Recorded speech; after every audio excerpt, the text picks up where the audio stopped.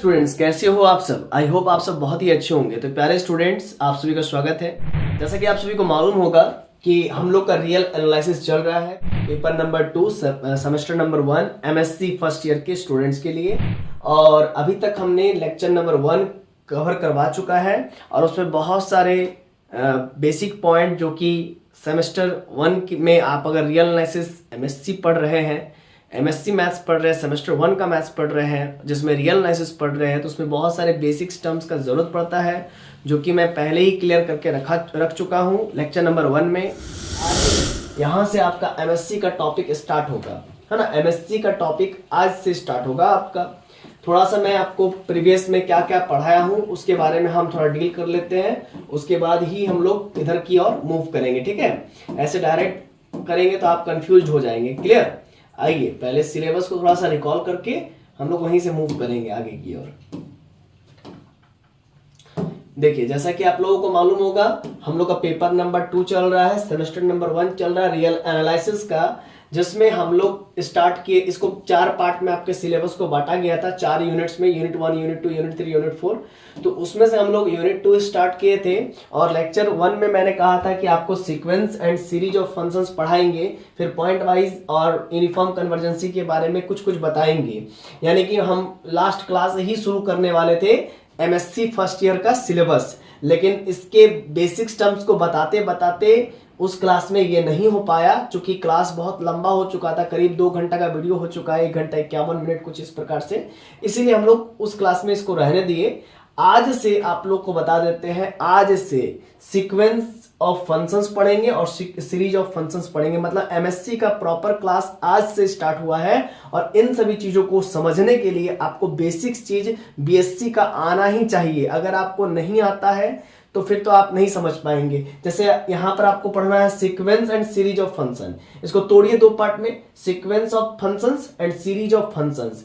यानी कि फंक्शन को सीक्वेंस की तरह लिखा जाएगा और सीरीज को भी ये sequence and series of function, यानी कि फंक्शन को सीक्वेंस की तरह लिखा जाएगा और फंक्शन को सीरीज की तरह लिखा जाएगा। 2 बात कह रहा है। पहला बात ये कह रहा है कि फंक्शन को सीक्वेंस की तरह लिखा जाएगा और दूसरा कह रहा है कि फंक्शन को सीरीज की तरह लिखा जाएगा।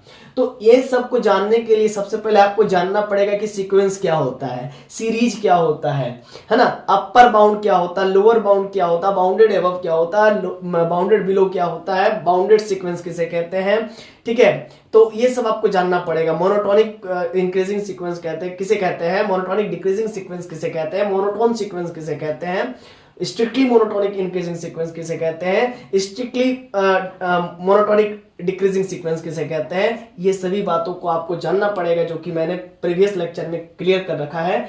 तो हम आपसे यही कहना चाहेंगे, यदि आप एमएससी पढ़ना चाहते हैं प्रॉपर ढंग से, तो पहले आप लेक्चर नंबर 1 देख आइए। अगर नहीं देखे हैं तो वीडियो के डिस्क्रिप्शन में हम लिंक लगा देंगे लेक्चर नंबर 1 का, आप वहां से देख सकते हैं। और यदि आप हमारे व्हाट्सएप चैनल को फॉलो करेंगे तो जो भी आने वाले समय के वीडियोस होंगे सबसे पहले आप ही को मिलेगा, ठीक है ना। और आप अपने कवर कर सकते हैं सिलेबस को उन वीडियोस को देख करके। तो आप ऐसा करेंगे, डिस्क्रिप्शन में व्हाट्सएप चैनल का, व्हाट्सएप ग्रुप का, टेलीग्राम ग्रुप का, सारा का लिंक लगा देंगे, वहां से आप ग्रुप भी ज्वाइन कर सकते हैं, ठीक है। तो आज हम लोग स्टार्ट करेंगे sequence and series of function, ठीक है। और पॉइंट वाइज फंक्शन भी देखेंगे, पॉइंट वाइज कन्वर्जेंसी देखेंगे, फिर यूनिफॉर्म कन्वर्जेंसी देखेंगे। पॉइंट वाइज कन्वर्जेंसी किसे कहते हैं, यूनिफॉर्म कन्वर्जेंसी किसे कहते हैं, इन सभी बातों पर हम लोग आज के इस लेक्चर में बात करेंगे, लेक्चर नंबर 2 में, ठीक है। तो इसके बाद यूनिट 3 भी है, यूनिट 4 भी है, ये सभी हम लोग को देखना है ना। हो जाएगा, जल्दी हो जाएगा, टेंशन मत लीजिए। तो आइए हम लोग शुरुआत करते हैं क्लास का, है ना। Sequence of function and series of functions पर बात करेंगे। मैंने लास्ट क्लास में एप्सिलॉन डेल्टा डेफिनेशन के मदद से आप लोग को कन्वर्जेंसी भी समझा रखा है कि कन्वर्जेंसी किसे कहते हैं। तो कन्वर्जेंसी समझना बहुत जरूरी है और लिमिट ऑफ कन्वर्जेंसी भी समझना बहुत जरूरी है। वो सब चीज मैं बता चुका हूं, आप देख लेंगे। देखिए, आज के इस लेक्चर में हम लोग स्टार्ट करेंगे सीक्वेंस ऑफ फंक्शन। मतलब देखिए टॉपिक क्या है, मैं एक बार लिख के आपको बताता हूं। टॉपिक है sequence and series of function. क्या है topic? Sequence and series of functions. तो इसको दो पार्ट में तोड़िए, sequence of functions and series of functions, ठीक है। इसी को शॉर्टकट में लिख दिया sequence and series of function. तो इसी चीज को आज हम लोग पढ़ेंगे और उसमें दो पार्ट में, पहला पार्ट पढ़ेंगे सीक्वेंस ऑफ फंक्शन, फिर पढ़ेंगे सीरीज ऑफ फंक्शन, ठीक है। अभी मैं कुछ लंबा चौड़ा डेफिनेशन ये आप देख सकते हैं, ये सब मैं लिखवाऊंगा, ठीक है। आप देख पा रहे हैं, ठीक है, ये देख पा रहे हैं। तो इसी के मदद से आपको समझाने का कोशिश करेंगे। और कुछ देखिए, मैं दो टाइप का डेफिनेशंस की बात करेंगे, सीक्वेंस ऑफ फंक्शंस, ये अभी आप डेफिनेशन देख रहे हैं, ठीक है। थोड़ा सा ये इजी डेफिनेशन है, ये थोड़ा सा इजी डेफिनेशन है। और इसके बाद जो हम आपको डेफिनेशन देंगे थोड़ा सा लेवल हाई रहेगा उसका, मतलब आपको जो मन करेगा आप वो लिख सकते हैं, ठीक है ना। तो सीक्वेंस ऑफ फंक्शन, तो सीक्वेंस ऑफ फंक्शन को आपको समझने से पहले ये समझना पड़ेगा कि फंक्शन क्या है। फंक्शन क्या है वो आपको समझना पड़ेगा। सीक्वेंस ऑफ फंक्शन है ना, तो फंक्शन क्या है आप बताइए। फंक्शन मैंने लास्ट क्लास में भी कुछ कुछ बताया था। तो फंक्शन क्या है, तो फंक्शन एक प्रकार का आप कह सकते हैं कि मशीन है, पहली बात, ठीक है। और एक रूल की मदद से ही वो डिफाइन होता है ना, रूल की मदद से ही डिफाइन होता है। जैसे कि अगर हम बात करेंगे, ये आपका डोमेन है, ये आपका डोमेन है, ठीक है। और ये आपका क्या है, कोडोमेन है, ठीक, कोडोमेन है। अब हम यहां पर एक रूल डिफाइन कर रहे हैं, है ना, f x equal to x और x belongs to natural number. X belongs to natural number मतलब डोमेन आपका नेचुरल नंबर है। डोमेन आपका क्या है, नेचुरल नंबर। आप यहां पर 1 दीजिए, 2 दीजिए, 3 दीजिए, 4 दीजिए। अब x का वैल्यू 1 रखिएगा तो आपको 1 मिलेगा, 2 रखिएगा तो 2 मिलेगा, 3 रखिएगा तो 3 मिलेगा, 4 रखिएगा तो 4 मिलेगा। तो इस प्रकार से आपको ये डिफाइन किया गया है, ये इस प्रकार से डिफाइन किया गया। तो एक प्रकार का ये फंक्शन है, क्योंकि हर एक एलिमेंट का, डोमेन के हर एक एलिमेंट का यूनिक इमेज एग्जिस्ट करना चाहिए कोडोमेन में। फिर से मैंने जो बात बोला उसको समझिएगा।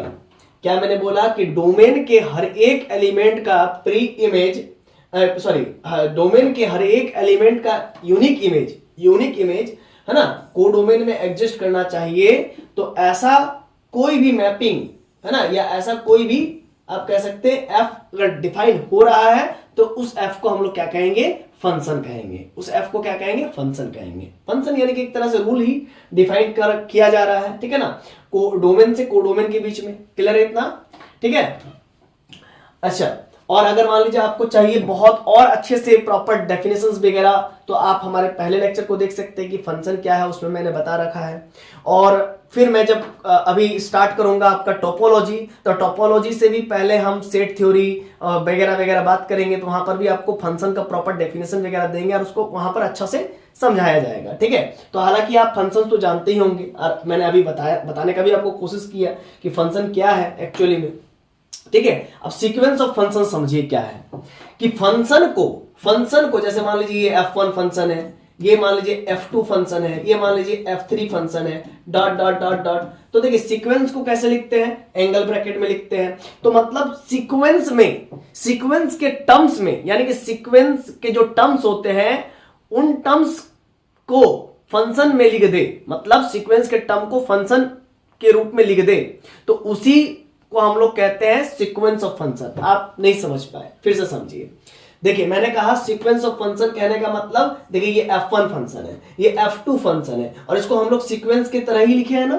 तो जब फंक्शन को सीक्वेंस की तरह लिखा जाए, क्या मैंने बोला, जब फंक्शन को सीक्वेंस की तरह लिखा जाए तो उसी को कहते हैं सीक्वेंस ऑफ फंक्शन। अब समझ में आया, अब भी नहीं आया भाई मेरे, मैं कह रहा हूं कि जब फंक्शन को, मान लीजिए ये f1x फंक्शन है, मान लीजिए ये f1x फंक्शन है, और f1x फंक्शन इस प्रकार से डिफाइन है कि f1x equal to x to the power 1, f2x equals to x to the power 2, f3x equals to x to the power 3। तो अब x बिलोंग्स टू डोमेन कह दिए, और x कहां से बिलोंग कर रहा है, डोमेन D से बिलोंग कर रहा है। डोमेन तो आप समझ रहे हैं कि जहां से हम लोग एलिमेंट को सिलेक्ट करते हैं, समझ रहे हैं ना। और ऐसा भी आप समझ सकते हैं कि फंक्शन क्या है। फंक्शन एक प्रकार का आप कह सकते हैं कि डोमेन के हर एक एलिमेंट को असाइन किया जाए किसी यूनिक, हम लोग कह सकते हैं कि यूनिक इमेज पर असाइन किया जाए। जैसे कि मान लीजिए मेरे पास 10 ठो मजदूर है, लॉजिक समझिएगा। अगर आप फंक्शन को समझना चाहते हैं मोटा तौर पर, तो आप ऐसा समझिए, मेरे पास 10 ठो मजदूर है, और 10 ठो मजदूर को एक एक सिंगल काम देना है। पहला मजदूर से हमको ईटा ढुलवाना है, दूसरा मजदूर से हमें बालू ढुलवाना है, तीसरा मजदूर से हमें गिट्टी ढुलवाना है, चौथे मजदूर से हमें मिट्टी ढुलवाना है, और 5वें मजदूर से हमें सीमेंट ढुलवाना है, तो अलग अलग मजदूर को जब अलग अलग यूनिक काम दिया जाए तो इसी को हम लोग क्या कहते हैं, फंक्शन कहते हैं। आप ऐसा भी समझ सकते हैं फंक्शन। आप लोग को अब क्लियर हो रहा है कि फंक्शन क्या है, तो ऐसे आप समझिए, ठीक है। प्रॉपर डेफिनेशन चाहिए तो आप या तो इससे पहले वाला वीडियो देख लीजिए, और या तो फिर टोपोलॉजी जब स्टार्ट करेंगे तो टोपोलॉजी से पहले भी सेट थ्योरी का जरूरत पड़ता है, तो उसमें आपको प्रॉपर डेफिनेशन दे दिया जाएगा, ठीक है। तो फिर से एक बार समझिएगा कि सीक्वेंस ऑफ फंक्शन क्या है। जब फंक्शन को सीक्वेंस की तरह लिखा जाए, जब फंक्शन को सीक्वेंस की तरह लिखा जाए, फंक्शन मैंने अभी समझाया कि एक प्रकार का ये रूल होता है ना, या फिर आप कह सकते हैं फंक्शन एक प्रकार का मशीन होता है, जैसे जूसर ग्राइंडर एक प्रकार का मशीन है, ठीक है। तो वो भी एक प्रकार का फंक्शन है। जब आप संतरा डालेंगे तो संतरा का जूस निकल के आएगा, जब आप केला डालेंगे तो केला का जूस निकल करके आएगा, आउटपुट है ना, सिंगल सिंगल निकल रहा है। जब आप अनार डालेंगे तो अनार का ही जूस निकल करके आएगा, ठीक है ना। तो ये एक प्रकार का फंक्शन है, एक प्रकार का मशीन है। Function like a machine, like as a machine, जो कि यूनिक इनपुट पर यूनिक आउटपुट देता हो, यूनिक इनपुट पर यूनिक आउटपुट देता हो, दैट इज कॉल्ड फंक्शन, यानी कि मशीन, यानी कि मशीन इक्वल टू फंक्शन। समझ रहे ना। तो सीक्वेंस ऑफ फंक्शन क्या है कि जब फंक्शंस को है ना सीक्वेंस की तरह लिखा जाए, तो मान लीजिए हमने लिखना चाहा सीक्वेंस को फंक्शन की तरह, तो जरा समझिएगा कि क्या करना चाह रहे हैं, क्या करने चाह रहे हैं हम। तो जब सीक्वेंस को मान लीजिए पहला हम फंक्शन को सीक्वेंस की तरह लिख रहे हैं, तो मान लीजिए मेरा f1x पहला फंक्शन को मैंने लिख दिया, फिर दूसरा फंक्शन को मैंने लिख दिया, फिर तीसरा फंक्शन को मैंने लिख दिया, फिर चौथे फंक्शन को लिख देंगे, फिर डॉट डॉट डॉट, इसको एंगल ब्रैकेट में कॉमा के थ्रू सेपरेट करते हुए लिख देंगे। तो ये पहला टर्म हो गया फंक्शन का, सीक्वेंस का पहला टर्म हो गया, ये दूसरा टर्म हो गया, ये a1 हो गया, ये a2 है, ये a3 है, ये पहला टर्म हो गया, ये दूसरा टर्म हो गया, ये तीसरा टर्म हो गया सीक्वेंस का, ठीक है। तो आप देख सकते हैं कि फंक्शन को हम क्या कर रहे हैं, सीक्वेंस की तरह लिख रहे हैं। इसीलिए इस पूरे मुखड़े को, इस पूरे चेहरे को, है ना, इस पूरे चेहरे को कहते हैं सीक्वेंस ऑफ फंक्शन, कि फंक्शन को आपने सीक्वेंस की तरह लिख दिया। अब आप कहेंगे कि ये फंक्शन कैसे है सर, f1x पर तो सिर्फ x मिल रहा है। जी नहीं, f1x पर बहुत सारा चीज मिलेगा। देखिए हम आपको बताने की कोशिश कर रहे हैं, ध्यान दीजिएगा। ये मेरा x है मान लीजिए, और ये जो है कि ये यहां से हम x लेंगे, ठीक है, और ये डोमेन डी है, ठीक है, डोमेन डी है, और x बोल दिया है क्या है, डोमेन डी क्या होना चाहिए, डोमेन डी क्या होना चाहिए जी, domain D is a subset of r। Logic समझिएगा, domain D is a subset of r, और r का सबसेट है, और r क्या है, रियल नंबर। रियल नंबर का जो होता है वो होता है -∞ से +∞। इस इंटरवल में जितना भी नंबर आता है, आप नेचुरल नंबर में कह सकते हैं कि भाई 1 से 1 2 3 4 ये सब नेचुरल नंबर है। होल नंबर पर बात करेंगे तो 0 1 2 3 4 ऐसा होगा। इंटीजर्स पे बात करेंगे तो आप कहेंगे कि सर -4 लीजिए, फिर -3 लीजिए, फिर -2 लीजिए, फिर -1 लीजिए, फिर 0 लीजिए, फिर 1 लीजिए, फिर 2 लीजिए, फिर 3 लीजिए। इस प्रकार से आपको इंटीजर्स मिल जाएगा। लेकिन रियल नंबर को जब डिफाइन करने की बारी आती है तो आप ऐसे ही डिफाइन करते हैं, -∞ से +∞। क्यों? क्योंकि जब आप यहां पर देखिए ये +∞ या -∞ है, बीच में 0, इससे पहले आपका -1 आएगा, उससे के बाद आपका +1 आएगा, लेकिन 0 और 1 के बीच में भी इनफाइनाइट रियल नंबर है, तो आप उसको कैसे डिफाइन करोगे? बात बताओ। 0 और 1 के बीच में इनफाइनाइट रियल नंबर है, क्योंकि हमने और आपने भी पढ़ा होगा बीएससी में सेमेस्टर 2 में रियल एनालिसिस, उसमें हमने पढ़ा था कि दो रियल नंबर्स, ये रियल नंबर है, ये भी रियल नंबर है, दो रियल नंबर्स के बीच में इनफाइनाइट रियल नंबर्स होते हैं by the help of density theorem, density theorem on real number. तो आप रियल नंबर को इस सिंपल तरीके से नहीं डिफाइन कर पाओगे। बहुत सारा नंबर होता है जी, है ना। रियल नंबर है -∞ से +∞ के बीच में, दो रियल नंबर के बीच में भी ढेर सारा रियल नंबर होता है, जैसे -1 और +1 के बीच में भी ढेर सारा रियल नंबर होगा, 0 और 1 के बीच में भी होगा, 2 और 3 के बीच में भी होगा, ठीक है। तो हमको उतना बड़ा रियल नंबर आप चाहो तो ले सकते हो, D = R कर दो, डोमेन को पूरा रियल नंबर ले लो, डोमेन को पूरा रियल नंबर ले सकते हो। लेकिन यहां पर किस प्रकार से डिफाइन करना है कि D is a subset of R, मतलब जो भी आप डोमेन लेंगे, जो भी आप डोमेन लेंगे वो रियल नंबर का सबसेट होना चाहिए। तो डोमेन अगर रियल नंबर का सबसेट है यानी कि डोमेन भी रियल नंबर होना चाहिए। सिंपल सी बात है भाई, उसका एलिमेंट रियल नंबर में एग्जिस्ट कर रहा है तभी तो वो सबसेट है। अब यहां पर डोमेन में आपका क्या हो जाएगा? अच्छा, आप कहेंगे कि सर हमें तो सबसेट मालूम नहीं है, आप तो सर फर्स्ट लेक्चर में सबसेट नहीं बताया है, तब तो फिर दिक्कत हो जाएगा। तो फिर हम आपको ये कहेंगे कि आप फिर टोपोलॉजी में हम पढ़ाएंगे बेसिक्स टर्म्स, सबसेट्स वगैरह, तो वहां पर आप देखेंगे, ठीक है ना। या फिर मेरे वीडियोस भी आपको ऑलरेडी मिल जाएगा, अगर आप अभी देखना चाहते हैं सबसेट्स वगैरह के बारे में, तो वो भी वीडियोस आपको मिल जाएगा IIT जैम के प्लेलिस्ट में।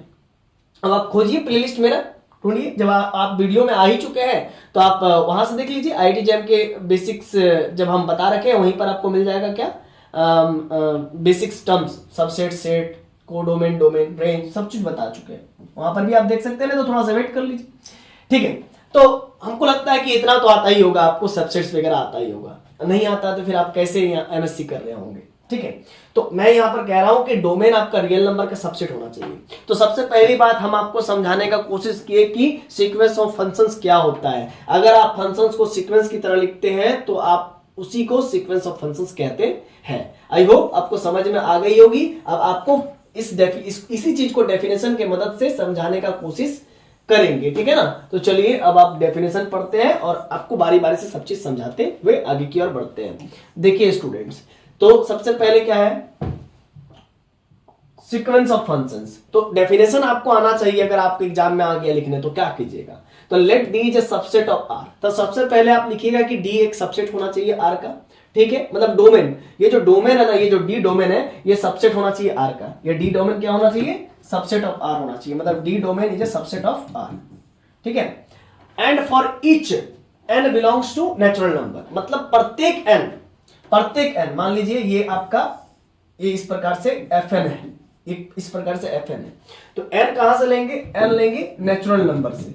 तो प्रत्येक n है ना, for each n belongs to natural number let Fn such that d to r। मतलब इस फंक्शन को डिफाइन इस प्रकार से किया गया है, जरा समझिएगा।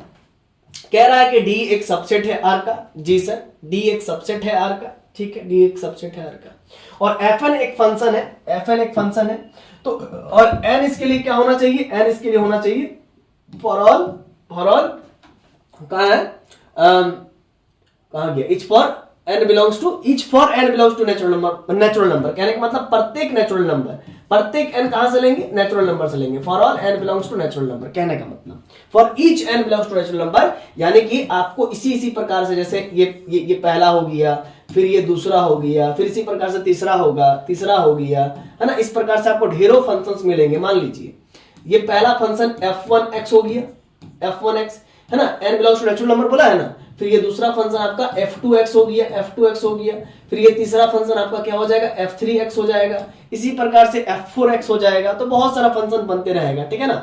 n कहां से लेना, नेचुरल नंबर से। तो fn मतलब कि fn एक फंक्शन है, मतलब fn एक जनरल फंक्शन है, और इस जनरल फंक्शन को बहुत टाइप से मतलब लिख सकते हैं। मतलब fn एक आर्बिट्ररी फंक्शन है, और इसी आर्बिट्ररी फंक्शन से हम लोग ढेर सारा फंक्शन बना सकते हैं। f1x बना दिए, फिर f2x बना दिए। चलिए इसको अलग अलग रंग से लिखते हैं, ना।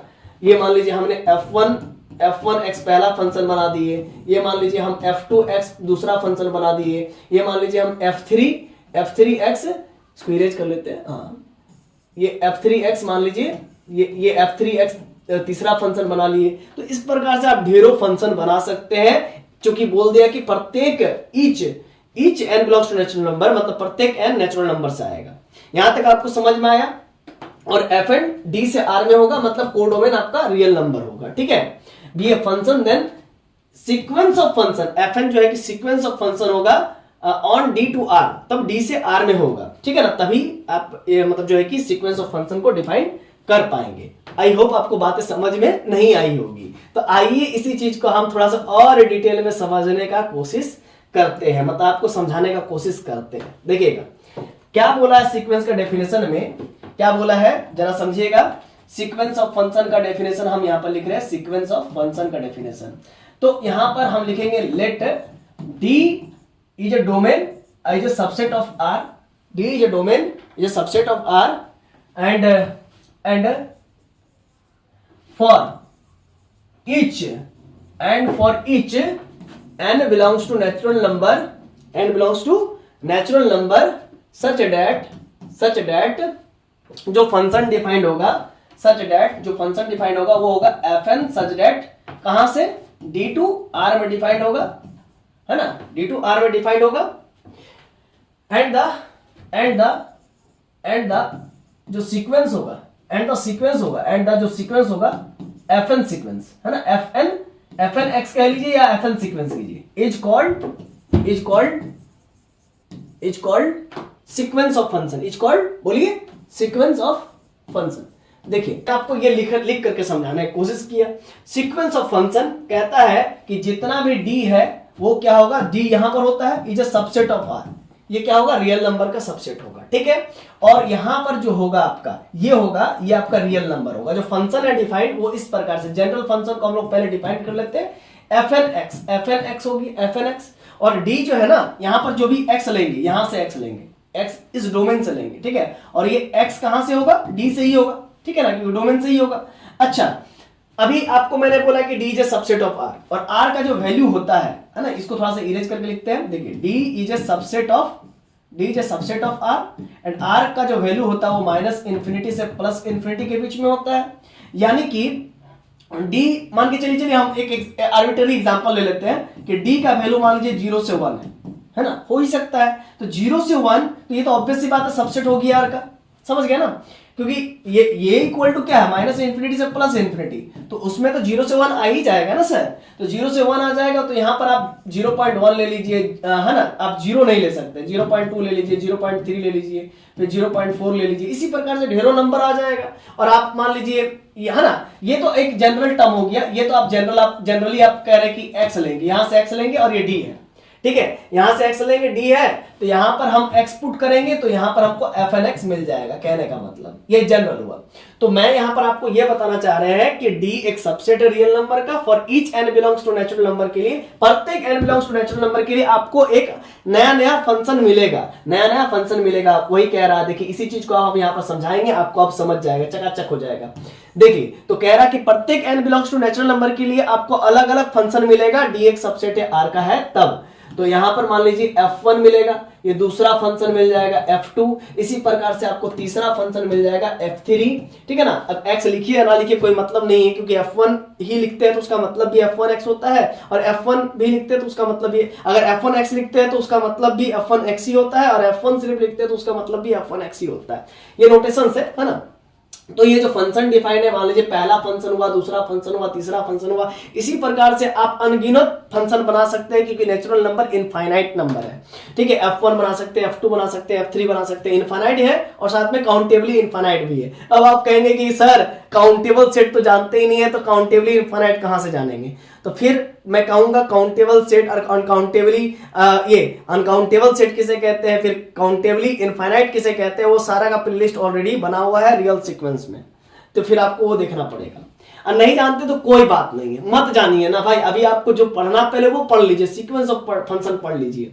तो f1 मान लीजिए पहला आपका फंक्शन बना, ये दूसरा फंक्शन बना, ये तीसरा फंक्शन बना, और यहां पर आप ये x है बोले तो मान लीजिए ये डोमेन d लीजिए, ये डोमेन d इस बार हम ले लेते 0 से 1, ठीक है, यहां पर डोमेन d, और ये अब भी जो है कि सेट ऑफ रियल नंबर का सबसेट है।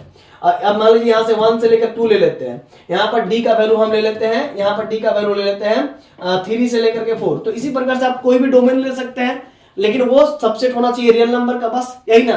तो कोई भी ले लीजिए। अब आप यहां पर बात को समझिएगा, तो 0 तो ले नहीं सकते, 0 पे ओपन है, इसीलिए 0 नहीं लेंगे, तो 0.1 ले लीजिए, 0.2 ले लीजिए, 0.3 ले लीजिए, 0.4 ले लीजिए, इसी प्रकार से चलिए। अच्छा, अब यहां पर fn x जो डिफाइन किया गया है, वो मान लीजिए कोई रूल दिया होगा x to the power n का, ठीक है ना। तो मान लीजिए x to the power n का, और हम कह रहे हैं कि f1x बनाइए, तो f1x जब बनेगा तो वो क्या बनेगा, x टू द पावर 1 बनेगा, क्योंकि पावर में n है, तो x टू द पावर 1 होगी, यहां पर x टू द पावर 1, तो x टू द पावर 1 जब हुआ, देखिए ये f1x हो जाएगा, सिंपल f1x होगा, ठीक है, यानी कि x टू द पावर 1 हो जाएगा। तो यहां पर जो रूल के मदद से f1x को डिफाइन किया गया वो x हो गया। जब आप x का वैल्यू 0.1 रखेंगे तो आपको क्या मिल जाएगा, सिंपल 0.1 मिल जाएगा, 0.2 लीजिएगा तो 0.2 मिल जाएगा, 0.3 लीजिएगा तो 0.3 मिल जाएगा। तो ये आपको एक सीक्वेंस मिल जाएगा 0.1, यहां पर हम लोग एक सीक्वेंस लिखेंगे 0.1, 0.2, 0.3 डॉट डॉट डॉट, मतलब इस फंक्शन f1 के मदद से एक सीक्वेंस मिल गया, एक सीक्वेंस, पहला सीक्वेंस मिल गया, ये पहला सीक्वेंस मिल गया, इसी सीक्वेंस को हम लोग लिखेंगे f1x सीक्वेंस, ये पहला सीक्वेंस हो गया, ये पहला सीक्वेंस हो गया। अब इसी प्रकार से मान लीजिए यहां पर रूल के अकॉर्डिंग हम लोग कह सकते हैं कि इसका वैल्यू क्या हो जाएगा, f2x का वैल्यू क्या हो जाएगा, वो हो जाएगा x स्क्वायर हो जाएगा, फिर f3x का वैल्यू क्या हो जाएगा, वो f3x का वैल्यू हो जाएगा आपका x टू द पावर 3। तो इसी प्रकार से आगे की ओर जाएगा। अब जरा समझिएगा बच्चों, f1x सीक्वेंस तो मिल गया। अब यहां पर हम यहां पर लिखते हैं f2x सीक्वेंस। f2x सीक्वेंस में क्या होगा बताइए तो। f2x सीक्वेंस सबसे पहले f2x क्या होगा वो डिफाइन कर लीजिए। f2x according to this rule f1x equal to x to the power n, तो f2x आपका x टू द पावर 2 हो जाएगा। क्लियर। अब जरा समझिएगा, तो इसमें f2x सीक्वेंस में हम लोग क्या क्या लिख सकते हैं जरा बताइए। तो f2x सीक्वेंस में आप लिखेंगे, मान लीजिए x आपका डोमेन है, डोमेन क्या है 1 और 2 है, 1 से लेकर के 2, तो 1 से लेकर के 2 में आपका 1.1 आता है, 1.2 आता है, 1.3 आता है, फिर 1.1 और 1.2 के बीच में भी ढेरों नंबर आता है ना। तो जब आप 1.1 लेंगे, तो यहाँ पर सिंपली x का वैल्यू 1 पॉइंट रखेंगे 1, और यहाँ पर x का वैल्यू भी 1.1 हो जाएगा। तो आप 1.1 का स्क्वायर करेंगे तो 11 का स्क्वायर 121 होता है, तो यानी कि आपका 1.21 हो जाएगा। क्या हो जाएगा यहाँ पर 1.21 हो जाएगा according to f2x equal to x square. इसी प्रकार से ढेरों आपका जो है कि मैपिंग हो जाएगा, और इसके मदद से भी बहुत सारा क्या आएगा, सीक्वेंस आएगा। मतलब बहुत सारा सीक्वेंस नहीं, मतलब सीक्वेंस आएगा, एक सीक्वेंस आएगा। तो इसमें मतलब मान लीजिए ये जो है कि नंबर आया 1.21 है ना, तो ये 1.21 आया, ठीक है। ये सब वैल्यू हम लोग रख रहे हैं।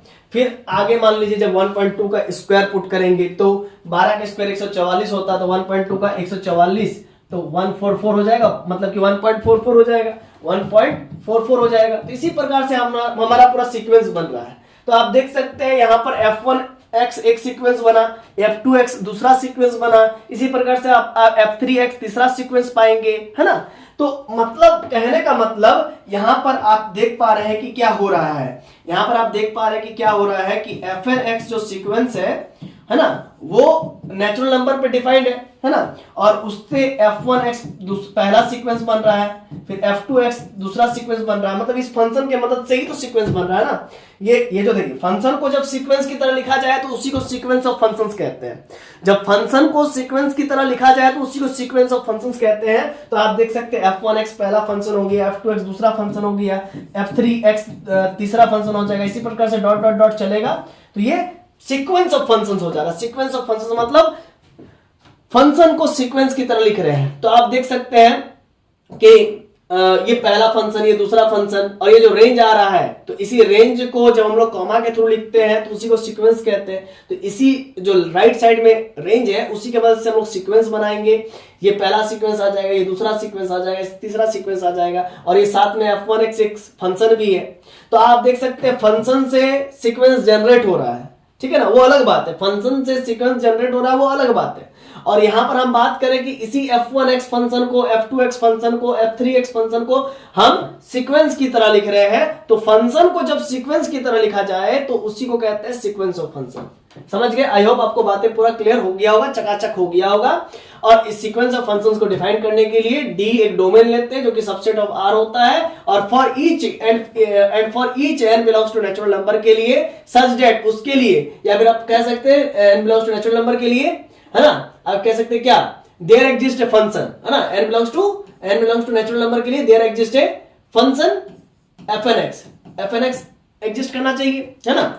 मतलब सीक्वेंस ऑफ फंक्शंस डिफाइन करने के लिए एक डी डोमेन लेंगे, और उसी डी डोमेन हम देख रहे हैं वो रियल नंबर का सबसेट है, और each N belongs to natural number के लिए there exist a function fnx, एक fnx फंक्शन एग्जिस्ट करना चाहिए सच दैट इस प्रकार से कि सच दैट इस प्रकार से कि fn such that d to r में डिफाइन हो function, and the fnx sequence मतलब ये जनरल सीक्वेंस हो गया। इसी मतलब कि ये जो जनरल सीक्वेंस मतलब fnx फंक्शन को सीक्वेंस की तरह लिखा गया है, मतलब इसके कॉरस्पॉन्डिंग, मतलब fnx जो मेरा फंक्शन आएगा, जो उसी कॉरस्पॉन्डिंग हम सभी फंक्शंस को जब लिख देते हैं f1x f2x कॉमा करके, तो हम लोग कहते हैं कि हमने फंक्शन को सीक्वेंस की तरह लिख दिया, तो that is called sequence of function. बस यही चीज हम आपको समझा रहे थे। अब इसको इरेज करूंगा और प्रॉपर डेफिनेशन आपको पूरा क्लियर चकाचक समझ में आ जाएगा, ठीक है ना। आइए फिर देखिए, तो आसान सा टॉपिक है। तो देखिए वही है, सीक्वेंस ऑफ फंक्शंस को आपको डिफाइन करना है, तो let D is a subset of R कहना पड़ेगा, and for each N belongs to natural number के लिए एक फंक्शन एग्जिस्ट करे fn function such that d से r में डिफाइन हो वो function be a function then fn sequence, मतलब fn सीक्वेंस कहने का मतलब फंक्शंस को सीक्वेंस की तरह लिखा गया है, यानी कि जनरल सीक्वेंस है, is a sequence of function. इसी को सीक्वेंस ऑफ फंक्शंस कहेंगे। कहां से कहां तक के बीच में? तो डोमेन से रियल नंबर के बीच में। ठीक है, अब आइए आगे बढ़ते हैं। D is the domain of this sequence of the function, है ना, ऑफ द फंक्शन, और ये सीक्वेंस है आपका एफएन सीक्वेंस है ना।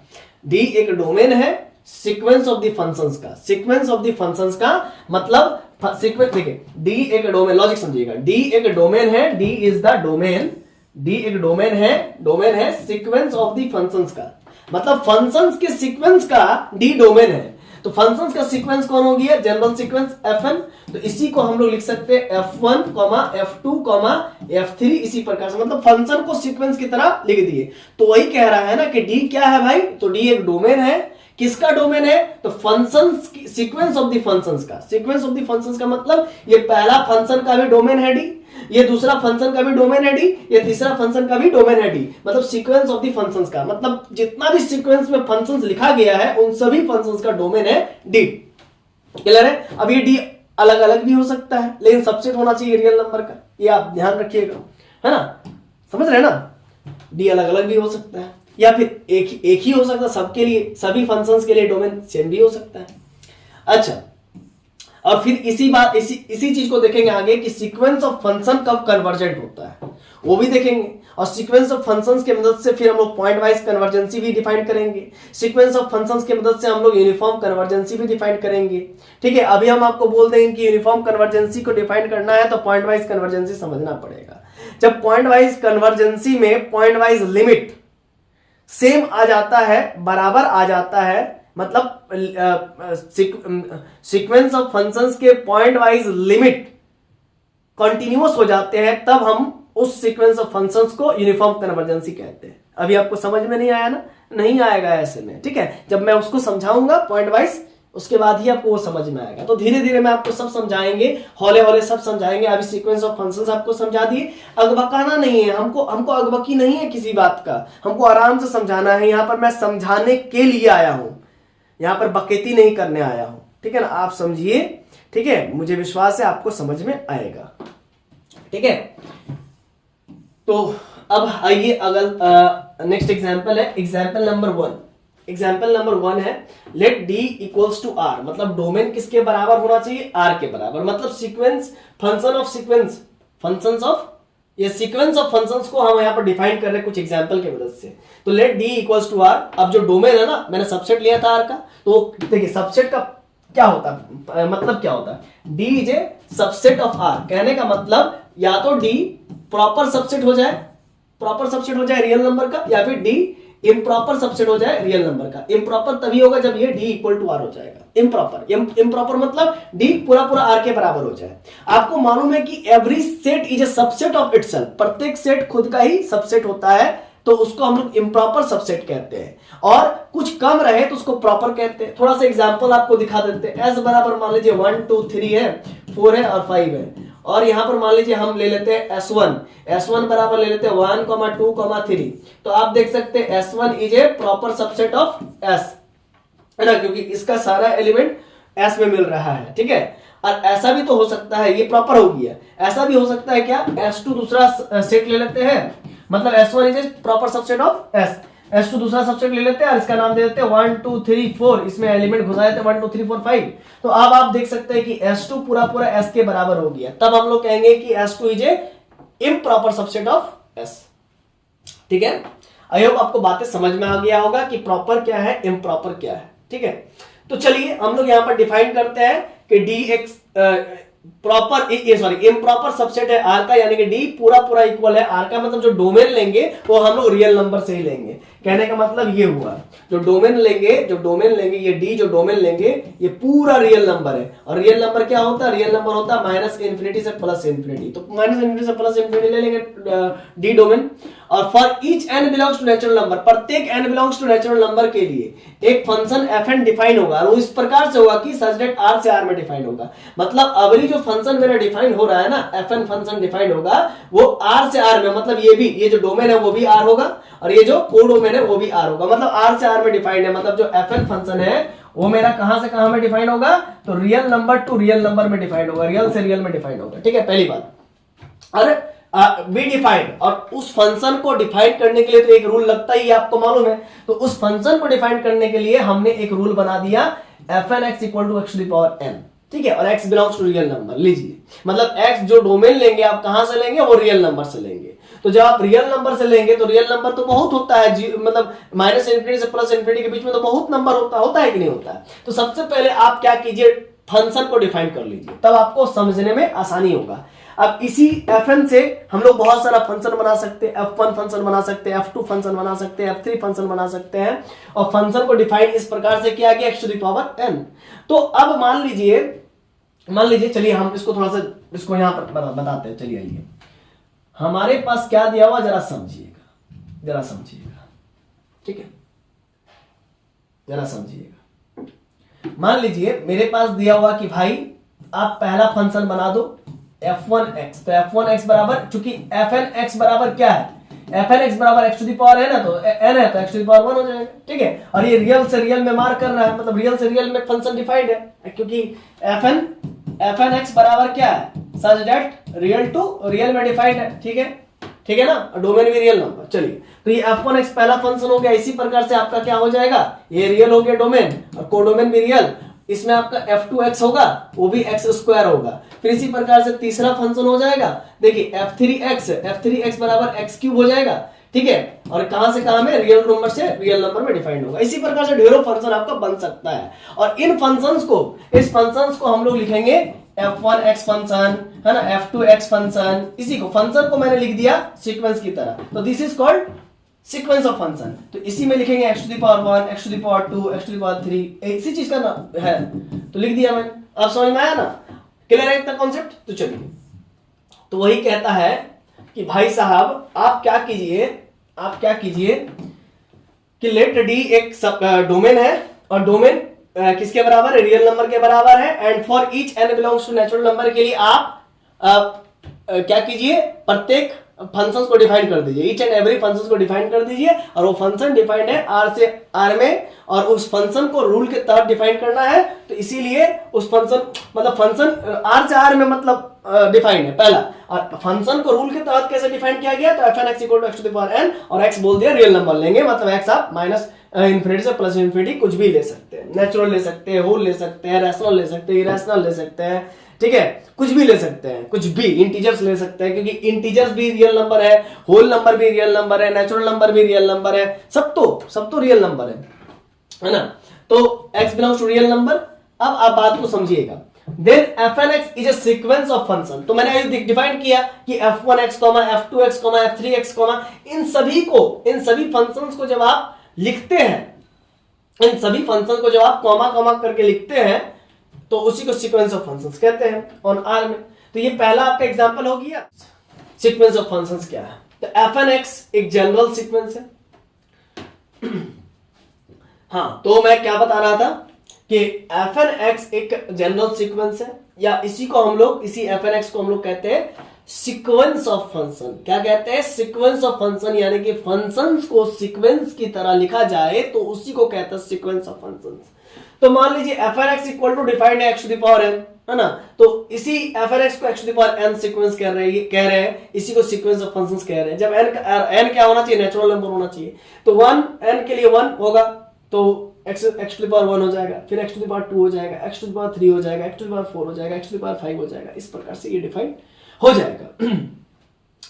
अब जरा समझिएगा मेरे बातों को, ठीक है। तो मैंने ये पहला f1x पहला फंक्शन को मैंने डिफाइन किया। f1x मतलब पहला फंक्शन को x के रूप में डिफाइन किया, फिर f2x, चूंकि देखिए f1x क्या होगा, 1 देंगे तो यहाँ पर x⁻1 होगा, 2 देंगे तो 2 होगा, 3 देंगे तो 3 होगा, चूंकि n आपका बिलोंग कर रहा है नेचुरल नंबर से, तो f1x पर x⁻1 हो गया, f2x पर x⁻2 हो गया, f3x पर x⁻3 हो गया। तो ये जो मैंने लिखा यहाँ पर आप देख सकते हैं, ये मेरा पहला फंक्शन है ना, ये मेरा पहला फंक्शन है, इससे एक नया सीक्वेंस जनरेट हो जाएगा। ये मेरा दूसरा फंक्शन है, इससे एक नया सीक्वेंस जनरेट हो जाएगा। ये हमारा तीसरा फंक्शन है, इससे भी एक नया सीक्वेंस जनरेट हो जाएगा। मतलब फंक्शन से सीक्वेंस जनरेट हो सकता है, और होता ही है, वही तो है डेफिनेशन सीक्वेंस का, कि फंक्शन से ही तो सीक्वेंस जनरेट होता है। तो इस प्रकार से हमने फंक्शंस को सीक्वेंस की तरह लिख दिया, तो इसी को फंक्शन, सीक्वेंस ऑफ फंक्शंस कहते हैं, सीक्वेंस ऑफ फंक्शंस। ठीक है, आई होप आपको बातें समझ में आ रही होगी। ठीक है, और यहां पर डी क्या होना चाहिए, सबसेट ऑफ रियल नंबर, और डी मतलब एक्स कहां से लेंगे, देखिए f1x है ना, तो x कहां से लेंगे, तो डी डोमेन से लेंगे। अब जरा समझिएगा, डी डोमेन मान के चलिए रियल नंबर है, तो रियल नंबर में कुछ भी हो सकता है, 0.1 0.2 कुछ भी हो सकता है। तो ये f1x डिफाइंड है, ये f2x डिफाइंड है, ये f3x डिफाइंड है, तो अलग अलग फंक्शंस डिफाइंड है। इसी प्रकार से f4x डिफाइन कर सकते हैं, f5x डिफाइन कर सकते हैं, f6x डिफाइन कर सकते हैं। तो अभी तत्काल हम लोग तीन ही फंक्शंस को डिफाइन करते हैं, और इन्हीं फंक्शंस को हम लोग देख सकते हैं सीक्वेंस की तरह कॉमा कॉमा करके लिख दिए, तो इसी को कहते हैं सीक्वेंस ऑफ फंक्शंस। तो जब 0.1 लेंगे तो 0.1 मिलेगा, according to f1x equal to x है, तो 0.2 लेंगे तो 0.2 मिलेगा, क्योंकि f1x इक्वल टू x है, 3 लेंगे तो 3 मिलेगा, f2x बराबर x स्क्वायर है, तो 0.1 लेंगे तो 0.1 का होल स्क्वायर मिलेगा, 0.2 लेंगे तो 0.2 का होल स्क्वायर मिलेगा, 3 लेंगे तो 3 का स्क्वायर 9 मिलेगा, 4 लेंगे तो 4 का स्क्वायर 16 मिलेगा। अब f3x को डिफाइन किया गया x क्यूब के मदद से, तो 0.1 लेंगे तो 0.001 आएगा, फिर आप 0.2 लेंगे तो 0.2 का होल क्यूब यानी कि 0.008 आएगा, 3 लेंगे तो 3 का क्यूब 27 आता है, 6 लेंगे तो 6 का क्यूब 216 आता है। तो आप देख सकते हैं यहां पर भी रेंज बन रहा है, तो इसी रेंज को फिर कॉमा कॉमा करके इसी रेंज के इमेजेस को, है ना, ये जो इमेज आ रहा है इसको कॉमा कॉमा के रूप में लिख देंगे, है ना, कर्ली ब्रैकेट एंगल ब्रैकेट लगा करके 0.1 का होल स्क्वायर कॉमा 0.2 का होल स्क्वायर कॉमा फिर डॉट डॉट, तो इसी को कहते हैं सीक्वेंस, इसको सीक्वेंस कहेंगे। तो अभी आपको ये चीज नहीं समझना है ना, ये फंक्शंस के इमेजेस का सीक्वेंस नहीं बनाना है, ये इससे जो बनेगा ना, इससे बनेगा फंक्शंस के इमेज, ये इमेज है, इमेजेस का सीक्वेंस बन जाएगा, जिसको रेंज सेट कहते हैं, तो जरूरत नहीं है उसको, है ना, रेंज सेट कहते हैं या रेंज ऑफ सीक्वेंस भी कह सकते हैं, तो उसको आपको जरूरत नहीं है। हमें क्या जरूरत है, हमें जरूरत है फंक्शंस को सीक्वेंस की तरह लिखने का। तो ये पहला फंक्शन हो गया, ये दूसरा फंक्शन हो गया, ये तीसरा फंक्शन हो गया, इसी प्रकार से dot dot dot and so on functions आएगा, उन्हीं को तो हमने सीक्वेंस की तरह लिखा है, देख सकते हैं आपने, है ना, कि फंक्शंस को मैंने सीक्वेंस की तरह लिख दिया है। ठीक है, आई होप आपको बात समझ में आ गया, इसी को सीक्वेंस ऑफ फंक्शंस कहते हैं। ठीक है, चलिए अब आगे हम लोग इसी चीज को देख सकते हैं। Here we see that there are many sequences of functions, है ना, there are many sequences of functions. आप ऐसा भी कह सकते हैं कि भाई ये पहला फंक्शन हुआ, ये इस फंक्शंस का एक सीक्वेंस बना 0.1 0.1 0.2 इस प्रकार से, फिर इस फंक्शन का एक अलग सीक्वेंस बना, इस फंक्शन f3 से एक अलग सीक्वेंस बना। तो वही कह रहा है कि हियर वी सी दैट, हम लोग देख सकते हैं कि देयर आर मेनी सीक्वेंसेस। पहला सीक्वेंस f1x से बन जाएगा, दूसरा सीक्वेंस f2x से बन जाएगा, तीसरा सीक्वेंस f3x से बन जाएगा। तो देयर आर मेनी सीक्वेंसेस, है ना, फंक्शंस के, मतलब फंक्शन से पहला फंक्शन से पहला सीक्वेंस, दूसरा फंक्शन से दूसरा सीक्वेंस, तो देयर आर मेनी सीक्वेंसेस हो सकता है फंक्शन से। क्लियर है कॉन्सेप्ट? और ये जो लिख रहे हैं, ये जो चीज लिख रहे हैं, ये क्या है कि मेनी फंक्शंस को सीक्वेंस की तरह लिखे, दोनों बात अलग है।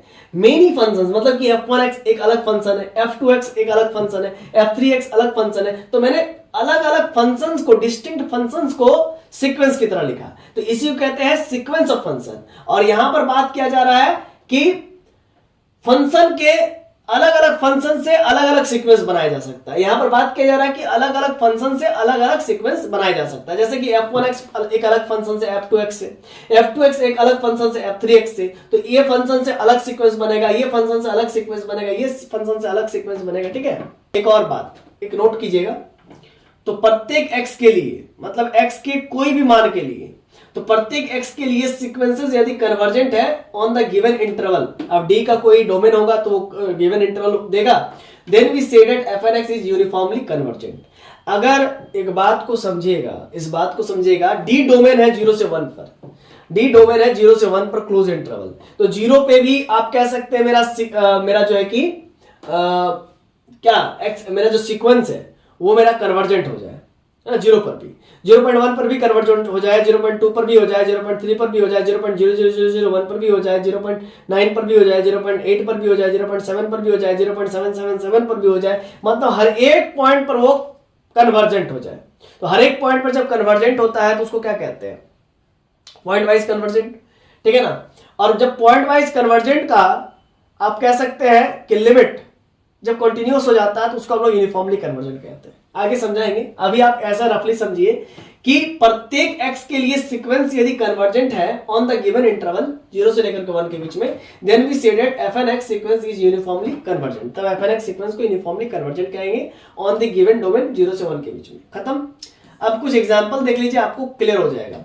एग्जांपल है fn x equal to x to the power n, x belongs to -1 से लेकर के 1, ठीक है।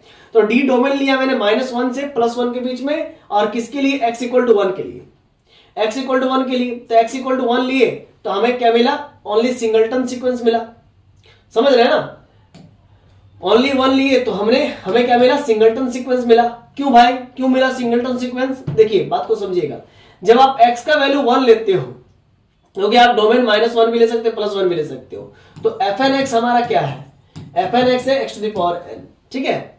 तो जब आप x का वैल्यू, लॉजिक समझिएगा, fn x का वैल्यू आप 1 लेते हो तो 1 के पावर n का वैल्यू आप कुछ भी रख लो, n तो बोल भी दिया कि नेचुरल नंबर लेना है, तो n का वैल्यू आप कुछ भी ले लो, आपको क्या मिलेगा, वो सिर्फ 1 ही मिलेगा, ठीक है।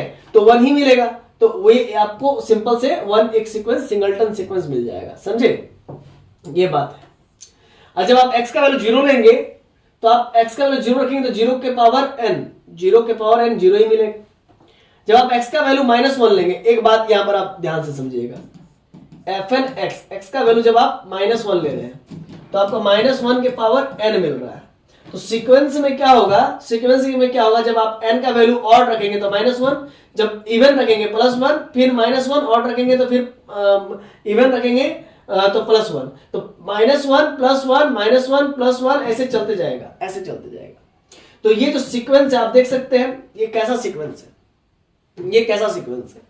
-1 आया +1 आया, मतलब देखिए -1 और +1 के बीच में क्या हो रहा है, ऑसिलेट कर रहा है, ये सीक्वेंस -1 और +1 के बीच में ऑसिलेट कर रहा है।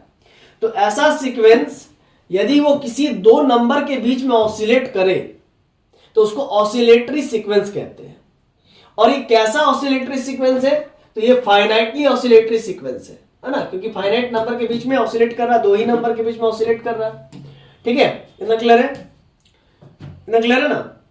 और एक बात हम लोग जानते हैं बहुत अच्छे से कि जो ऑसिलेटरी सीक्वेंस होता है वो कन्वर्जेंट नहीं होता है, चाहे वो इनफाइनाइटली हो, फाइनाइटली ऑसिलेटिंग सीक्वेंस हो, चाहे फाइनाइटली ऑसिलेटिंग सीक्वेंस है, वो कन्वर्जेंट नहीं होते। तो वी नो डेट, कन्वर्जेंसी का डेफिनेशन मैं पहले ही बता चुका हूं, वी नो डेट -1 के power n is not convergent, ठीक है, क्लियर है कॉन्सेप्ट। अच्छा, ये आप देख सकते हैं, ये जो सीक्वेंस बना वो 0 पर जाके कन्वर्ज कर गया, मतलब ये देखिए बात को समझिएगा, आप अब कुछ भी रख लीजिए n का वैल्यू, वो आपको 0 ही मिलने वाला है, ठीक है, 0 ही मिलने वाला। तो यहां पर आप n का वैल्यू कुछ भी रखेंगे तो 0,0,0,0 आ जाएगा, इतना ना लिख करके सीधा 0, मतलब ये 0 पर जाके कन्वर्ज कर गया। अच्छा, ये तो -1 +1 आ ही रहा है, -1 +1 -1 ठीक है, तो ये तो ऑसिलेटरी सीक्वेंस हुआ, ठीक है। और ये 1 पर जो है कि मेरा सीक्वेंस कन्वर्जेंट है, ठीक है, 0 पर भी कन्वर्जेंट है, लेकिन -1 पर कन्वर्जेंट नहीं है, ऑसिलेटरी है, वही बात है। तो कंक्लूजन हम लोग क्या निकाल सकते हैं कि अलग अलग पॉइंट पर कन्वर्जेंसी, है ना, मतलब हो भी सकता, नहीं भी हो सकता है। तो for some x belongs to d, तो जो डोमेन d लेंगे, है ना, जो डोमेन d लेंगे, ठीक है, fn x में जो x रखेंगे तो वो x डोमेन d से आएगा, और द सीक्वेंस fn x में कन्वर्ज टू लिमिट, कोई एक विशेष लिमिट पर, कोई एक फाइनाइट लिमिट पर कन्वर्ज कर जाए, and for some x belongs to d के लिए the sequence fn x may not converge, मतलब ये कि टोटली डिपेंड करेगा मेरा सीक्वेंस कन्वर्ज है या नहीं है, वो डोमेन d पर डिपेंड करेगा। वो किस पर डिपेंड करेगा, डोमेन d पर डिपेंड करेगा, है ना। डोमेन d जिस प्रकार से होगा सीक्वेंस मेरा कन्वर्ज कर भी सकता है, नहीं भी कर सकता है। फिर से एक बार समझ लीजिए, जैसे कि आपने अभी अभी देखा है ना, डोमेन, डोमेन मेरा 0 था तो कन्वर्ज कर गया, तो जब आप डोमेन 0 रख लेंगे तो सीक्वेंस कन्वर्ज कर जाएगा, नो डाउट। अब n का वैल्यू आपको कुछ भी रहे, एक बात समझिएगा, कोई भी फंक्शन रहे, कोई भी फंक्शन रहे, देखिए कोई भी फंक्शन रहे, तो मेरा f1x according to rule x to the power 1 होगा। अब जब आप x का वैल्यू 0 ले लेंगे तो वो 0 पे ही 0 ही होगा, हमेशा 0 ही होगा। x का वैल्यू 0 लेंगे तो 0 होगा। अच्छा, आप अगर मान लीजिए f2x पर बात करेंगे, ये फंक्शन पर, ये फंक्शन पर f2x मतलब f2x एक्स स्क्वायर हो जाएगा। अब यहां पर भी 0 ले लीजिए तो आपको 0 ही मिलेगा, क्योंकि डोमेन आपका क्या था, डोमेन था 0 से लेकर के 1, डोमेन क्या था 0 से क्लोज इंटरवल 0 से लेकर के 1, ठीक है। आप x क्यूब ले लीजिए तो भी आपको 0 मिलेगा, x टू द पावर 4 ले लीजिए तो भी आपको 0 मिलेगा, ठीक है ना। मतलब अलग अलग, ये देखिए ये एक अलग फंक्शन है, ये एक अलग फंक्शन है, ठीक है। तो ये अलग फंक्शन हुआ, ये अलग फंक्शन हुआ, समझे। और इसी फंक्शन को मैं जैसे f1x लिखा, फिर मैंने f2x लिखा, ठीक है, इसी प्रकार से लिखा ना। बात समझ में आ रहा है कि अलग अलग फंक्शंस को मैंने लिख तो दिया, और f1x का वैल्यू 0 आया, f2x का वैल्यू 0 आया, फिर f3x का भी वैल्यू 0 आया, फिर f4x का वैल्यू भी 0 आया। तो आप देख सकते हैं fnx का जो सीक्वेंस ऑफ टर्म है वो 0 0 0 0 0 आ रहा है, ठीक है, क्योंकि आपने f1x लिया, एक मिनट, आपने एक सीक्वेंस fnx का बात कर रहे हैं, तो फंक्शन सीक्वेंस ऑफ फंक्शंस की बात कर रहे हैं, तो ये f1x है, कॉमा ये f2x है, कॉमा ये f3x है, ठीक है। लॉजिक समझिएगा, ठीक है। तो हमारा f1x भी 0 आया, f2x भी 0 आया, f3x भी 0 आया एट x इक्वल टू 0 पर, f1 0, f2 0, f3 0, समझ रहे ना। x इक्वल टू 0 पर 0 0 0 आया। तो आप देख सकते हैं ये जो फंक्शंस है ना, ये फंक्शंस ऑफ सीक्वेंस, ये पहला फंक्शन हुआ, ये दूसरा फंक्शन हुआ, ये तीसरा फंक्शन हुआ। एक मिनट हम देख लेते हैं कि आपको दिख रहा है कि नहीं। हाँ दिख रहा है। तो ये जो पहला फंक्शन हुआ, ये दूसरा फंक्शन हुआ, ये तीसरा फंक्शन हुआ, तो ये जो फंक्शंस ऑफ सीक्वेंस मतलब सीक्वेंस ऑफ फंक्शंस है, मतलब फंक्शंस का सीक्वेंस, वो एक विशेष 0 0 0 को ही फॉलो कर रहा है, यानी कि ये 0 पर कन्वर्ज कर रहा है, पूरा सीक्वेंस ये 0 पर कन्वर्ज कर रहा है। तो ऐसा लॉजिक समझिएगा, तो ऐसा सीक्वेंस ऑफ फंक्शंस एक विशेष पॉइंट पे जाकर के विशेष पॉइंट की ओर जाए, तो ऐसे सीक्वेंस ऑफ फंक्शंस को कन्वर्जेंट सीक्वेंस ऑफ फंक्शंस कहते हैं। क्या कहते हैं? कन्वर्जेंट सीक्वेंस ऑफ फंक्शंस कहते हैं। तो आप देख सकते हैं कन्वर्जेंट सीक्वेंस ऑफ फंक्शंस, है ना, ठीक है। कन्वर्जेंट सीक्वेंस ऑफ फंक्शंस को आपने देखा, एक विशेष लिमिट पर जाकर के कन्वर्ज कर गया, चाहे आप n का वैल्यू कुछ भी दे दो, मतलब अलग अलग फंक्शंस, है ना। अगर x इक्वल टू 0 है तो आप कोई भी फंक्शन ले लो, वो एक विशेष पॉइंट पे जाके कन्वर्ज कर रही है, ठीक है। अब आइए आगे बढ़ते हैं। लेकिन ऐसा सीक्वेंस जैसे fn-1, आप n का वैल्यू 1 लेंगे तो फिर ये -1 होगा, n का वैल्यू 2 लेंगे तो -2 होगा। तो f1 जो सीक्वेंस बनेगा, f1 जो सीक्वेंस बनेगा, f1 जो फंक्शन बनेगा, f2 जो फंक्शन बनेगा, ठीक है, तो वो क्या हो रहा है? कन्वर्जेंट नहीं हो रहा, क्योंकि दो विशेष पॉइंट पर ऑसिलेट कर रहा है। तो कंक्लूजन यहां पर हम लोग क्या निकालते हैं? For some x belongs to d the sequence fnx में भी कन्वर्ज हो सकता है कुछ x बिलोंग्स टू d पर। अगर कन्वर्ज होगा तो कन्वर्ज टू एक लिमिट पर ही कन्वर्ज होगा। And for some x belongs to d के लिए मेरा फंक्शन ऑफ सीक्वेंस या sequence of functions may not converge नहीं भी कर सकता है। अब आइए, अब हम लोग बात करेंगे पॉइंट वाइज कन्वर्जेंसी पर, ठीक है। तो पॉइंट वाइज कन्वर्जेंसी को समझने के लिए थोड़ा सा आपको वेट करना पड़ेगा, ठीक है। फिर हम लोग पॉइंट वाइज कन्वर्जेंसी पर बात करेंगे, ये एमएससी का टॉपिक भी है। चलिए तो स्टूडेंट्स हम लोग आगे बढ़ते हैं, ठीक है। अब हम लोग डिफाइन करेंगे पॉइंट वाइज कन्वर्जेंसी, ठीक है। हम लोग यहाँ पर डिफाइन करने वाले पॉइंट वाइज कन्वर्जेंसी। अब पॉइंट वाइज कन्वर्जेंसी को समझने के लिए आपको क्या समझना पड़ेगा, जरा समझिए। सीक्वेंस ऑफ फंक्शंस को समझना पड़ेगा। सीक्वेंस ऑफ फंक्शंस को समझने के लिए समझना पड़ेगा सीक्वेंस ऑफ फंक्शंस क्या था। तो f1x पहला फंक्शन, सीक्वेंस ऑफ फंक्शंस, हाँ सीक्वेंस ऑफ फंक्शंस मतलब फंक्शंस का सीक्वेंस, f2x दूसरा फंक्शन, फिर f3x तीसरा फंक्शन। इसी प्रकार से फंक्शंस का हमने कलेक्टिव कलेक्शन ले लिया और उसको सीक्वेंस की तरह लिख दिया, ठीक है। तो कहने का मतलब ये है कि ये मान लीजिए आपका पहला फंक्शन हो गया, ये मान लीजिए आपका दूसरा फंक्शन हो गया, ये आप मान लीजिए तीसरा फंक्शन हो गया। तो सीक्वेंस ऑफ फंक्शन मतलब फंक्शन को सीक्वेंस की तरह लिख दिया, फंक्शन को सीक्वेंस की तरह लिख दिया, ठीक है। अब हमें यहां पर डिफाइन करना पॉइंट वाइज कन्वर्जेंसी।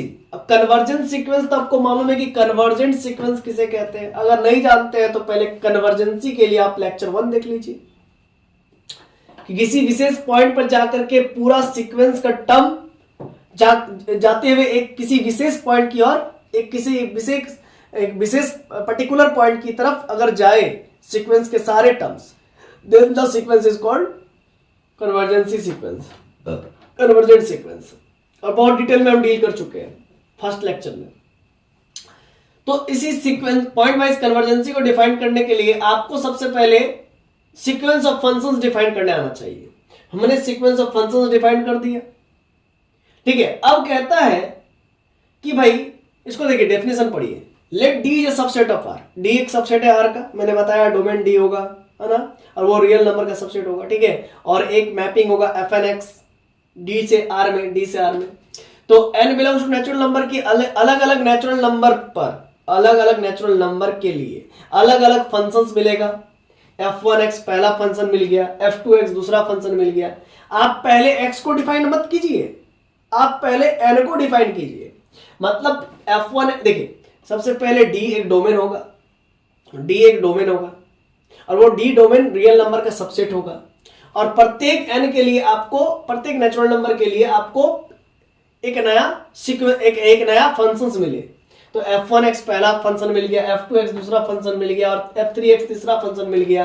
और ये फंक्शन कैसा डिफाइन होना चाहिए? d से r में डिफाइन होना चाहिए। भी ये फंक्शन एक प्रकार का फंक्शन है ना। ये fn such that d to r एक फंक्शन है। मान लीजिए ये जनरल फंक्शन है, 1 के लिए f1 फंक्शन हो जाएगा, 2 के लिए f2 फंक्शन हो जाएगा, 3 के लिए f3 फंक्शन हो जाएगा d से r में। Then for each x not belongs to d, मतलब अब डोमेन कहां से लेना, डोमेन कहां से लेना है? डोमेन डी से लेना है। और डी रियल नंबर का सबसेट है। अब रियल नंबर का सबसेट है यानी कि मतलब डी खुद भी रियल नंबर होगा, डी में जो भी होगा वो रियल नंबर होगा। तो डी से हम कोई भी पॉइंट एक्स नॉट उठा ले, कोई भी पॉइंट एक्स नॉट उठा ले। मान लीजिए f1x में हम x का कुछ ना कुछ वैल्यू डालना चाहते हैं और मान लीजिए d का वैल्यू मेरा 0 से 1 ओपन इंटरवल है और 0 से 1 ओपन इंटरवल ऑब्वियस सी बात है रियल नंबर का सबसेट है। तो यहां पर एक चीज सेटिस्फाइड होते हुए दिख रहा है कि डोमेन d रियल नंबर का सबसेट है। और डोमेन आप कुछ भी ले सकते हैं, 0 से 1, 0 से 2, 0 से 3, 1 से 3, 1 से 4, -1 से -+1, +1 से +2, कुछ भी ले सकते हैं, ठीक है। -2 से +2 कुछ भी ले सकते हैं आप, ठीक है। तो मैंने 0 से 1 डोमेन ले लिया और वो रियल नंबर का सबसेट है। और for each n belongs to natural number के लिए हमें fn such that d to r मिलना चाहिए, मतलब एक पर्टिकुलर फंक्शन मिलना चाहिए। तो n belongs to natural number के लिए हमें f1x एक पर्टिकुलर फंक्शन मिला, फिर n इक्वल्स टू 2 के लिए हमें दूसरा फंक्शन मिल जाएगा, n इक्वल्स टू 3 के लिए तीसरा फंक्शन मिल जाएगा, n इक्वल्स टू 4 के लिए चौथा फंक्शन मिल जाएगा। इसी प्रकार से चलते जाएगा। और fn फंक्शन किस प्रकार से डिफाइन है, मतलब f1 फंक्शन किस प्रकार से डिफाइन होगा? d से r में डिफाइन होगा। f3 फंक्शन कैसे डिफाइन होगा? d से r में डिफाइन होगा। सब इसी में डिफाइन होगा, इसी प्रकार से डिफाइन होगा। ba फंक्शन ये एक प्रकार का फंक्शन को रिप्रेजेंट करेगा। ये एक बार में n के लिए 1 होगा तो उसके लिए एक फंक्शन डिफाइन करेगा, n के लिए 2 होगा तो उसके लिए एक फंक्शन डिफाइन करेगा। तो अलग अलग n के लिए अलग अलग फंक्शन डिफाइन करेगा। Then for each x not belongs to d, अब d कहां से लेना? डोमेन d से, डोमेन d से लेना, मतलब डोमेन कहां से लेना? तो d से लेना है ना। और d से लेना डोमेन। और यहां से हम लोग पॉइंट्स लेंगे, x नॉट टाइप के पॉइंट्स लेंगे, आर्बिट्ररी पॉइंट्स लेंगे। और domain D is subset of R, यहां से x नॉट आर्बिट्ररी पॉइंट्स लेंगे। अब प्रत्येक x नॉट के लिए कह रहा है कि यहां पर आप x नॉट का कुछ ना कुछ वैल्यू डालेंगे। अब हमने डोमेन 0 से 1 ले लिए तो आप x का वैल्यू, x नॉट का वैल्यू आप 0.1 ले लीजिए, 0.2 ले लीजिए, 0.3 ले लीजिए। तो आप x का वैल्यू अगर आप यहां पर 0.1 लेंगे तो यहां पर भी 0.1 लेना पड़ेगा, यहां पर भी 0.1 लेना पड़ेगा, यहां पर भी, आगे जितना भी होगा सबके लिए 0.1 लेना पड़ेगा, सभी फंक्शंस के लिए 0.1 लेना पड़ेगा। और आप कह सकते हैं f1 के लिए लिए तो लिए, f2 के लिए भी लेना पड़ेगा, f3 के लिए भी लेना पड़ेगा। तो कहने का मतलब अगर आप x1 के लिए चेक कर रहे हैं तो इसके लिए भी, यहाँ f2 के लिए भी x1 के लिए चेक कीजिए, f3 के लिए भी x1 के लिए चेक कीजिए। तो कहता है for each x not belongs to d, मतलब डोमेन कहां से लेंगे? तो प्रत्येक x नॉट जो आप लेंगे x के जगह पर यहाँ पर आप x नॉट पुट करने वाले हैं, तो प्रत्येक x नॉट जो लेंगे आप कहां से लेंगे, d से लेंगे, डोमेन से लेंगे।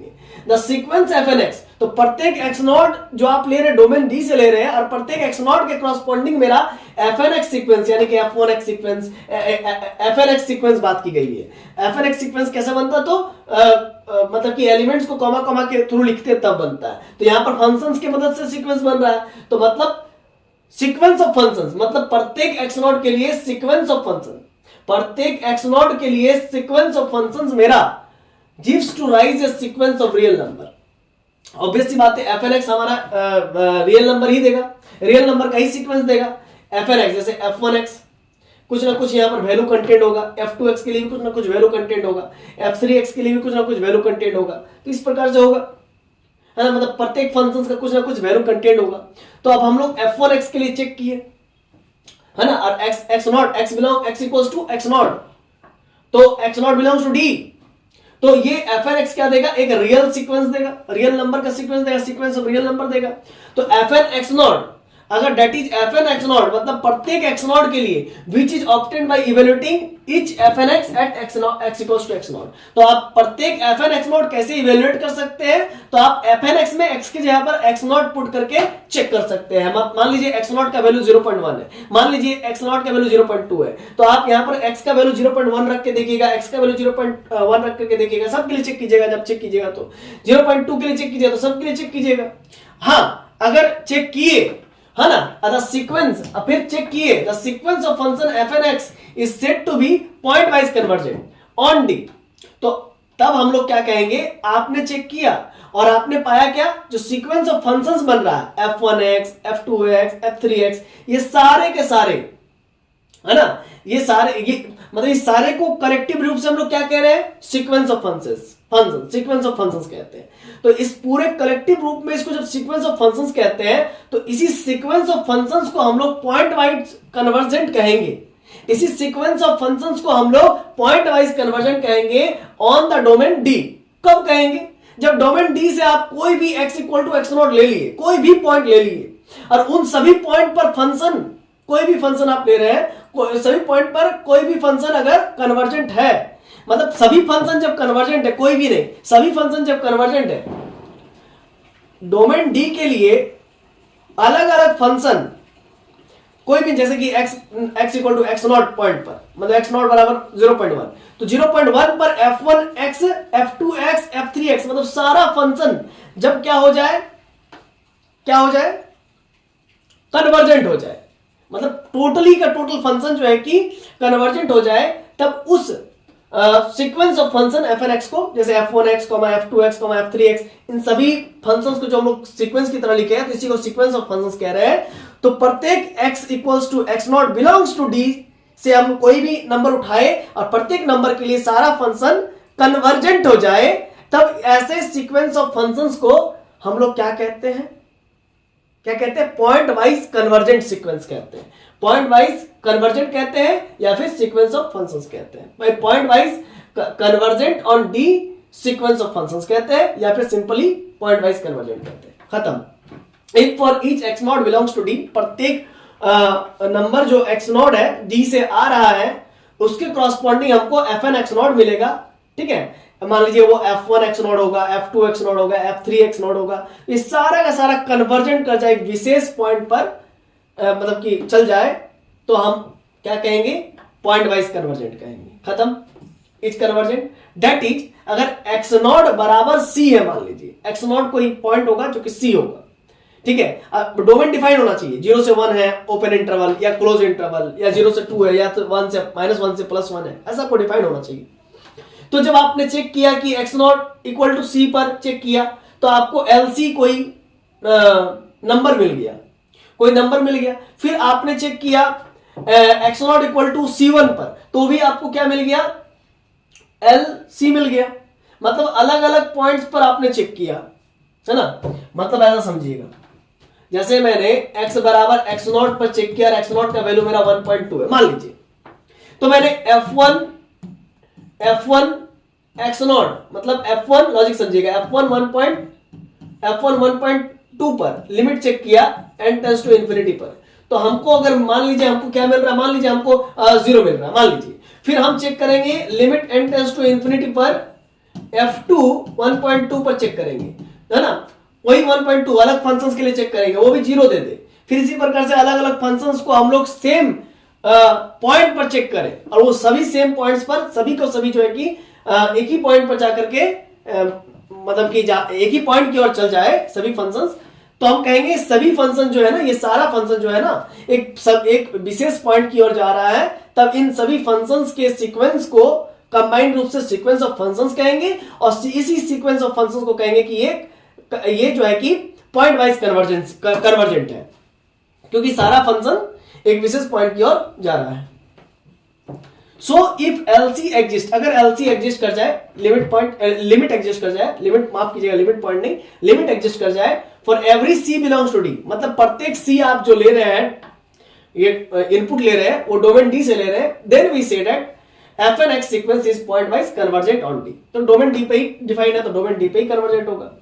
सो इफ LC एग्जिस्ट, अगर LC एग्जिस्ट कर जाए, लिमिट एग्जिस्ट कर जाए for every C belongs to D के लिए, then we define a function f such that D to R, तभी हम लोग एक फंक्शन डिफाइन कर रहे हैं। लॉजिक समझिएगा, अगर LC मतलब लिमिट एग्जिस्ट कर जाए, अगर लिमिट एग्जिस्ट करने का मतलब है कि सीक्वेंस ऑफ फंक्शंस कन्वर्जेंट है, अगर लिमिट एग्जिस्ट करने का मतलब, कहने का मतलब ये हुआ कि सीक्वेंस ऑफ फंक्शन कन्वर्जेंट है, और जब सीक्वेंस ऑफ फंक्शन कन्वर्जेंट होता है तो उसी को पॉइंट वाइज कन्वर्जेंट कहते हैं। तो मान लीजिए LC एग्जिस्ट कर रहा है, तो LC कब एग्जिस्ट करेगा, जब limit n tends to infinity fn x, मतलब x के यहां पर c रख देते हैं और मिल जाता है LC, ऐसा हो जाता है, ठीक है, तो अब इसको हम लोग कन्वर्जेंट कहेंगे। तो अगर LC एग्जिस्ट कर रहा है, एग्जिस्ट कर रहा मतलब कोई फाइनाइट वैल्यू आ रहा होगा, if for every C belongs to D, मतलब आप D डोमेन से D डोमेन मान लीजिए 0 से 1 के बीच में क्लोज इंटरवल, तो 0 से 1 के बीच में आप कोई भी पॉइंट ले रहे हैं, चाहे आप एक्सट्रीम पॉइंट्स भी क्यों ना ले रहे हैं, 0 ले रहे हैं 1 ले रहे हैं, अब यहां पर अगर मान लीजिए डोमेन 0 से 1 ले लेंगे ओपन इंटरवल, तो आप एक्सट्रीम पॉइंट्स को छू नहीं पाएंगे, क्योंकि ओपन में छूना नहीं है ना, तो आप कोई भी ले सकते हैं, ओपन ले सकते हैं, क्लोज ले सकते हैं, सेमी ओपन ले सकते हैं, सेमी क्लोज ले सकते हैं, ठीक है ना, ऐसा ले सकते हैं। तो मैंने यहाँ पर क्लोज इंटरवल ले लिया, तो इस क्लोज इंटरवल में कोई भी पॉइंट आप ले ले, 0.1 ले ले, 0.2 ले ले, 0.3 ले ले, 0.9 ले ले, 0.8 ले ले, कोई भी पॉइंट ले ले, और सभी पॉइंट पर जब आप चेक कर रहे हैं तो एक विशेष पॉइंट की ओर वो मूव कर रहा है ना, वो विशेष पॉइंट की ओर मूव कर रहा है। अब विशेष पॉइंट की ओर मूव तो कर रहा है, ठीक है, अब जरूरी नहीं कि वो सभी पॉइंट्स बराबर हो। मान लीजिए आपने 0.1 पर चेक किया, तो आप किसकी ओर आपका जो है कि फंक्शन किसकी ओर कन्वर्ज कर रहा है, आपका सीक्वेंस किसकी ओर कन्वर्ज कर रहा है, तो मान लीजिए 0.2 की ओर कन्वर्ज कर रहा है। आप जब 0.2 रखे तो आपका सीक्वेंस हो सकता है कि 0.8 की ओर कन्वर्ज कर रहा है। तो अलग अलग डोमेन के अलग अलग इनपुट्स के लिए अलग अलग लिमिट आ सकता है, कोई दिक्कत नहीं, लेकिन आना चाहिए, एक फाइनाइट लिमिट आना चाहिए, एक फाइनाइट लिमिट आना चाहिए। जरूरी नहीं कि एक ही जैसा आए, समझ रहे हैं ना, एक ही जैसा आए जरूरी नहीं है, ठीक है, लेकिन आना चाहिए। अगर आता है तो हम लोग कहेंगे क्या, मेरा LC एग्जिस्ट कर रहा है, ठीक है, और सीक्वेंस ऑफ फंक्शंस क्या है, कन्वर्जेंट है। जब सीक्वेंस ऑफ फंक्शंस कन्वर्जेंट होता है तो उसी को क्या कहते हैं, सीक्वेंस ऑफ फंक्शन जब कन्वर्जेंट होता है तो उसी को क्या कहते हैं, पॉइंट वाइज कन्वर्जन से कहते हैं, क्योंकि अलग अलग पॉइंट पर अलग अलग लिमिट आएगा, क्योंकि अलग अलग फंक्शंस भी तो है, ये समझिए ना, f1x एक अलग फंक्शन है, f2x एक अलग फंक्शन है। आप कहेंगे कि हाँ सर लिमिट तो एक ही होना चाहिए तभी तो वो कन्वर्जेंट होता है, तो भाई ये समझो ना भाई कि अलग अलग फंक्शन है, f1x एक अलग फंक्शन है, f2x एक अलग फंक्शन है, f1x डिफाइंड है इक्वल टू x के, f2x डिफाइंड है इक्वल टू x स्क्वायर के, f3x डिफाइंड है इक्वल टू x क्यूब के। तो फिर अलग अलग इनपुट्स, मान लीजिए x इक्वल टू 0.1 पर f1x 0.1 देगा, अब f2x 0.1 पर क्या देगा, 0.1 का होल स्क्वायर देगा, समझ रहे ना। अब f3x 0.1 पर क्या देगा, 0.1 का होल क्यूब देगा। तो समझ रहे ना, अलग अलग सेम इनपुट पर अलग अलग आउटपुट मिल रहा है, समझ रहे ना। तो वही कह रहा है कि सो इफ LC एग्जिस्ट, सिर्फ LC एग्जिस्ट होना चाहिए बस, और कुछ नहीं। आपका क्वेश्चन करेंगे तो आपको ज्यादा समझ में आएगा। सो if LC exists for every C belongs to D, then we define function f such that D to R such that f x equal to L x. मतलब ये सब इतना मत समझिए, सिंपल डायरेक्ट एक चीज समझिएगा, आपको क्लियर हो जाएगा। देखिए अगर एलसी एग्जिस्ट कर रहा है, मान लीजिए एलसी एग्जिस्ट करने का कहने का मतलब क्या होगा कि n टेंड्स टू इंफिनिटी पर एफ एन सी बराबर एलसी आ रहा, ठीक है। तो कुल मिलाकर के अगर ये बोल दिया कि ये क्या है, मेरा पहले से ही बोल दिया है, अगर पहले से ही यहां पर हम लोग पता कर लिए, क्या पता कर लिए कि भाई पॉइंट वाइज कन्वर्जेंट है, तो पॉइंट वाइज कन्वर्जेंट के लिए क्या होना चाहिए, मैंने आपको बताया डोमेन के प्रत्येक पॉइंट पर अलग अलग फंक्शंस है ना कन्वर्जेंट हो जाए, अलग अलग फंक्शंस कन्वर्जेंट हो जाए, है ना, तो फिर उस डोमेन के अंदर हम क्या कह सकते हैं, एफ एन एक्स नॉट, मतलब ये सीक्वेंस ऑफ फंक्शंस कन्वर्जेंट है। ये समझ में आ गया। अब जब कन्वर्जेंट होगा तो एक लिमिट एग्जिस्ट करेगा, मान लीजिए एलसी लिमिट एग्जिस्ट कर रहा है, तो उस केस में क्या होगा, उस केस में होगा क्या, तो हम लोग कह रहे हैं कि पॉइंट वाइज जो है कि कन्वर्जेंट है, तो पॉइंट वाइज कन्वर्जेंट है, तो पॉइंट वाइज कन्वर्जेंट कह देने से थोड़ी हो जाएगा, इसको डिफाइन भी तो करना पड़ेगा ना। देखिए तो पॉइंट वाइज कन्वर्जेंट को इस प्रकार से डिफाइन करेंगे, और लिमिट किसको मानेंगे वो भी बता रहे हैं। तो एफ एन एक्स मेरा क्या है, कन्वर्जेंट है as n tends to infinity पर, तो कोई ना कोई एक लिमिट आएगा, उस एल लिमिट को हम लोग एलसी कह दे रहे हैं, उस एल लिमिट को एलसी कह दे रहे हैं, अगर एक्स इक्वल टू सी पर ये कन्वर्जेंट है तो ठीक है। तो ये लिमिट जो है ना किसके बराबर होगा, लॉजिक समझिएगा, ये एफ एन एक्स वो होगा लिमिट एफ एक्स के बराबर होगा, ठीक है ना, ये किसके बराबर होगा, लिमिट एफ एक्स के बराबर हो जाएगा, ठीक है, एफ एन एक्स। तो वही चीज यहां पर कह रहे हैं क्या कि सो इफ एलसी एग्जिस्ट, अगर एलसी एग्जिस्ट करता है every C belongs to D, तो डोमेन के प्रत्येक पॉइंट पर, है ना, सी से रिप्रेजेंट कर रहे हैं arbitrary number on D, then we define a function f such that D से आर में f x equal to L x होगा, where x belongs to D. X कहां से आ रहा होगा, डी डोमेन से आ रहा होगा। तो प्रत्येक देखिए प्रत्येक डोमेन मतलब डोमेन का प्रत्येक एलिमेंट एक्स, डोमेन का प्रत्येक एलिमेंट एक्स, तो डोमेन का प्रत्येक एलिमेंट एक्स के लिए हमको एलएक्स मिल रहा है। अब ये एफ एक्स क्या है भाई, तो ये एफ एक्स है आपका, ये एफ एक्स है आपका limit n tends to infinity f N x है, ठीक है। अगर ये एलएक्स दे रहा है तो हम लोग क्या कहेंगे कि मेरा सीक्वेंस ऑफ फंक्शन, ये सीक्वेंस ऑफ फंक्शंस क्या है, कन्वर्जेंट है। तो ये सीक्वेंस ऑफ फंक्शन हम लोग कहेंगे तब इस सीक्वेंस ऑफ फंक्शंस को पॉइंट वाइज कन्वर्जेंट, समझ रहे ना। तो यहां पर जरा समझिएगा, and f x is a limit, और एफ एक्स को क्या कहेंगे, लिमिट फंक्शन, एफ एक्स को लिमिट फंक्शन कहेंगे किसका, तो sequence of f N x का ऑन डोमेन डी पे। अब we say that f N x converge to f x, और कहेंगे कि सीक्वेंस ऑफ फंक्शन किस पे कन्वर्ज कर रहा है, एफ एक्स लिमिट पर कन्वर्ज कर रहा है, that is limit of f N x as n tends to infinity f x होना चाहिए, यानी कि एफ एन एक्स जो सीक्वेंस है, एफ एन एक्स जो सीक्वेंस है वो एफ एक्स लिमिट पर कन्वर्ज कर रहा है, ठीक है। अब हम लोग आगे बात करेंगे एग्जांपल ऑफ पॉइंट वाइज कन्वर्जेंसी, और अभी आपको समझ में आएगा कि लिमिट सर अलग अलग है तो फिर कन्वर्जेंट कैसे हो गया, लिमिट तो एक ही होना चाहिए, है ना। तो देखिए भाई आपको मैंने बताया ना फंक्शन अलग अलग है तो फिर लिमिट भी तो अलग अलग होगा ना, समझ रहे हैं ना। तो फंक्शन जब अलग अलग होता है तो सीक्वेंस भी अलग अलग हो जाता है, जब सीक्वेंस अलग अलग हो जाए तो सभी सीक्वेंस का अलग अलग लिमिट होता है।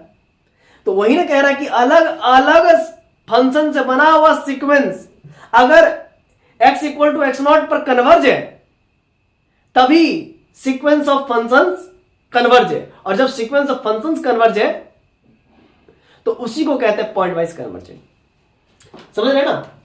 एग्जांपल है let f N x equal to x to the power n for all x belongs to real number, then for each x belongs to -1 से लेकर के +1, -1 पर ओपन है यानी कि -1 आप छू नहीं सकते, ले नहीं सकते, अब +1 close interval, then sequence f N x is point wise convergent. देखिए ये एकदम बात सत्य है और इसी चीज को हम लोग प्रूव करके दिखाएंगे कि बोल रहा है कि आप एक सीक्वेंस ले लीजिए एफ एन एक्स, देखिए f N x equal to x to the power n, मतलब आप इसको ऐसा लिखिए, है ना, अच्छा रहेगा क्योंकि ऐसे ही लिखा जाता है। ये मान लीजिए एफ एन एक्स है, अगर आपको इस प्रकार से लिखना है तो आप लिखिए f N x equal to x to the power n, ये हो गया। आप इसको सीक्वेंस की तरह लिखना चाहते हैं तो आप ऐसा लिख सकते हैं, ठीक है। तो इसको ऐसा ही लिखिएगा f N x equal to x to the power n sequence, ठीक है, for all x belongs to real number, ठीक है, इस पर डिफाइंड है। फॉर या डोमेन भी डिफाइंड है -1 से +1, -1 ओपन इंटरवल से close interval +1। The sequence f N x जो होगा इस पॉइंट वाइज कन्वर्जेंट, मतलब इससे जो सीक्वेंस बनेगा, मान लीजिए n तो आपका नेचुरल नंबर है, तो x1 x2 x3 x4 dot dot dot dot dot, ठीक है। तो मतलब कहने का मतलब f1x बराबर आपका क्या हो जाएगा, x होगा। अब ये एक फंक्शन है, इस फंक्शन से एक सीक्वेंस बनेगा भाई। फिर f2x ये एक दूसरा फंक्शन है, इससे भी एक अलग सीक्वेंस बनेगा भाई। ये f3 है, ये एक तीसरा फंक्शन है, इससे भी एक अलग सीक्वेंस बनेगा भाई। समझ रहे हैं ना बात को। तो यहां पर बहुत सारा क्या है आपका, है ना, ये क्या है, फंक्शंस है। x फंक्शन है, x² फंक्शन है ना, ये f1x है, ये f2x है, ये f3x है, ठीक है ना। तो वही कह रहा है। तो कहता क्या है example of point wise convergence में, कहता है कि fnx जो सीक्वेंस है वो for all x belongs to real number के लिए, मतलब डोमेन आपका रियल नंबर है ना, डोमेन आपका रियल नंबर है, और यहां पर जो डोमेन है वो डिफाइंड है -1 ओपन इंटरवल से +1 close interval, the sequence fnx point wise convergence. मतलब ये जो सीक्वेंस बन रहा है, ये जो सीक्वेंस बन रहा है फंक्शंस का, ये -1 से +1 के बीच में प्रत्येक सीक्वेंस, प्रत्येक फंक्शन, ये पहला फंक्शन, ये दूसरा फंक्शन, ये तीसरा फंक्शन, ये चौथा फंक्शन, तो सीक्वेंस ऑफ फंक्शंस, प्रत्येक फंक्शन क्या है, क्या होगा, पॉइंट वाइज कन्वर्जेंट होगा, है ना, ईच पॉइंट वाइज कन्वर्जेंट। मतलब ये जो fnx जो सीक्वेंस है, सीक्वेंस ऑफ फंक्शंस, ये पॉइंट वाइज कन्वर्जेंट होगा, क्योंकि इसमें जैसे ये क्या है, सीक्वेंस ऑफ फंक्शंस, तो प्रत्येक फंक्शन क्या है, प्रत्येक फंक्शन क्या होगा, कन्वर्जेंट होगा। अब प्रत्येक फंक्शन कन्वर्जेंट मतलब देखिए, ये x जो है ना, आपको भले ही ये x एक फंक्शन दिख रहा है, लेकिन अगर आप इस पर बात करेंगे गौर से देखेंगे तो f1x इक्वल टू आपको क्या मिलेगा, एक सीक्वेंस मिलेगा, f1x एक सीक्वेंस मिलेगा, क्योंकि x belongs to real number है, तो अलग अलग रियल नंबर पर अलग अलग वैल्यू देगा। समझ रहे ना, क्योंकि f1x बराबर आपका x है, तो ये आइडेंटिटी फंक्शन की तरह काम करेगा। तो आप x का वैल्यू आप 0.1 देंगे तो 0.1 मिलेगा, x का वैल्यू 0.2 देंगे 0.2 मिलेगा, x का वैल्यू 0.3 देंगे तो 0.3 मिलेगा। तो ये आपको एक आइडेंटिटी फंक्शन था, तो उससे एक सीक्वेंस बन गया। फिर आप 0.2 लेंगे तो 0.2 का स्क्वायर होगा, 0.1 का होल स्क्वायर होगा, 0.1 का होल स्क्वायर, फिर 0.2 का होल स्क्वायर। तो ये एक अलग f1x एक फंक्शन था, पहला फंक्शन था, उससे एक सीक्वेंस बन गया, देख रहे हैं। फिर f2x एक दूसरा फंक्शन है, उससे एक सीक्वेंस बन जाएगा। तो वही कह रहा है कि द सीक्वेंस fnx, मतलब इसमें जितना भी फंक्शंस है, यानी कि वो एक प्रकार का सीक्वेंस है, प्रत्येक सीक्वेंस अगर कन्वर्जेंट है, प्रत्येक सीक्वेंस अगर कन्वर्जेंट है, क्योंकि फंक्शन कन्वर्जेंट नहीं होता है, प्रत्येक सीक्वेंस अगर कन्वर्जेंट है, तो फिर हम लोग क्या कहेंगे, हम लोग कहेंगे कि ये sequence of function point wise convergent है। प्रत्येक सीक्वेंस अगर कन्वर्जेंट है तो कहेंगे ये sequence of function point wise convergent है। ठीक है, आइए चेक करके देख लेते हैं कि -1 से +1 के बीच में क्या क्या हम लोग बना सकते हैं, केसेस बना सकते हैं। जरा लॉजिक समझिएगा। ये -1 है ओपन इंटरवल, ये +1 है क्लोज इंटरवल। तो सबसे पहले हम लोग काम करेंगे भाई, सबसे पहले हम लोग काम करेंगे, यहां पर हम 0 ले लेते हैं, हम लोग 0 ले लेते हैं। तो सबसे पहले काम करेंगे 0 क्लोज इंटरवल से 1 ओपन इंटरवल। भले 1 को क्लोज बोला है लेने के लिए, पहले हम लोग 0 से 1 पहला केस में चेक कर लेंगे कि कन्वर्जेंट है या नहीं है। ठीक है, पहले चेक कर लेंगे कि 0 से 1 के बीच में कन्वर्जेंट है या नहीं। फिर हम लोग चेक करेंगे 1 पर x = 1 पर कन्वर्जेंट है या नहीं है, वो चेक कर लेंगे। ठीक है, फिर हम लोग चेक करेंगे -1 ओपन इंटरवल से 0 पर, है ना, 0 ओपन इंटरवल पर चेक कर लेंगे। ऐसा चेक करके देख लेंगे कि कन्वर्जेंट है या नहीं है भाई। अगर इस पे भी हो जाएगा तो इसको यूनियन करवा देंगे किसके साथ, 0 से लेकर के 1 तक का, 1 क्लोज इंटरवल का करवा देंगे, तो पता चल जाएगा कि भाई है कि नहीं है। समझ रहे हैं ना, मैं एक रफ आइडिया दिया कि मैं ऐसा ऐसे करने वाला हूं। ठीक है, आइए देखिए केस 1 में हम लोग, देखिए बात यहां पर ये है, आप समझिएगा। हमको चेक करना है ओपन इंटरवल -1 से लेकर के +1 क्लोज इंटरवल, मतलब 1 से लेकर के 0 के बीच में सभी पॉइंट पर चेक करना है, -1 को छोड़ करके। अगर सभी पॉइंट्स पर ये डोमेन, जो भी डोमेन दिया रहता है उस डोमेन पर जब हम चेक करते हैं और उस डोमेन के हर एक पॉइंट पर कन्वर्जेंट होता है, तभी तो हम लोग पॉइंट वाइज कन्वर्जेंट कहते हैं ना। तो डोमेन के हर एक पॉइंट पर चेक करेंगे +1 से लेकर के ओपन इंटरवल -1, या फिर कह सकते हैं ओपन इंटरवल -1 से लेकर के +1 क्लोज इंटरवल। तो x0 बराबर 0 से 1 क्लोज इंटरवल है ना, नहीं सॉरी ओपन इंटरवल 1 नहीं लेना है, क्यों नहीं लेना वो आपको पता चल ही जाएगा। तो देखिए एक बात समझिएगा, x0 0 से 1 के बीच में अगर आप लेंगे तो आपको क्या मिलेगा, फ्रैक्शन में वैल्यू मिलेगा। x0 0 लेंगे तो 0 मिल जाएगा, वो अलग बात है, ठीक है ना। x का वैल्यू 0 लेंगे तो 0 मिल जाएगा, वो अलग बात है, ठीक है। देखिए हम क्या बोल रहे हैं, x0 बराबर आप देखिए 0 से 1 के बीच में, 0 से 1 के बीच में आपको क्या मिलेगा, 1/2 मिलेगा, 1/3 मिलेगा, 1/4 मिलेगा, ऐसे ही कुछ नंबर मिलेगा ना। तो उसको हम लोग जनरल वे में डिफाइन कर दिया, x0 बराबर 1/k और k का वैल्यू 1 से बड़ा। k का वैल्यू जब आप 1 से बड़ा लेंगे तो 1/2 आएगा, 1/3 आएगा, 1/4 आएगा, 1/5 आएगा, ठीक है।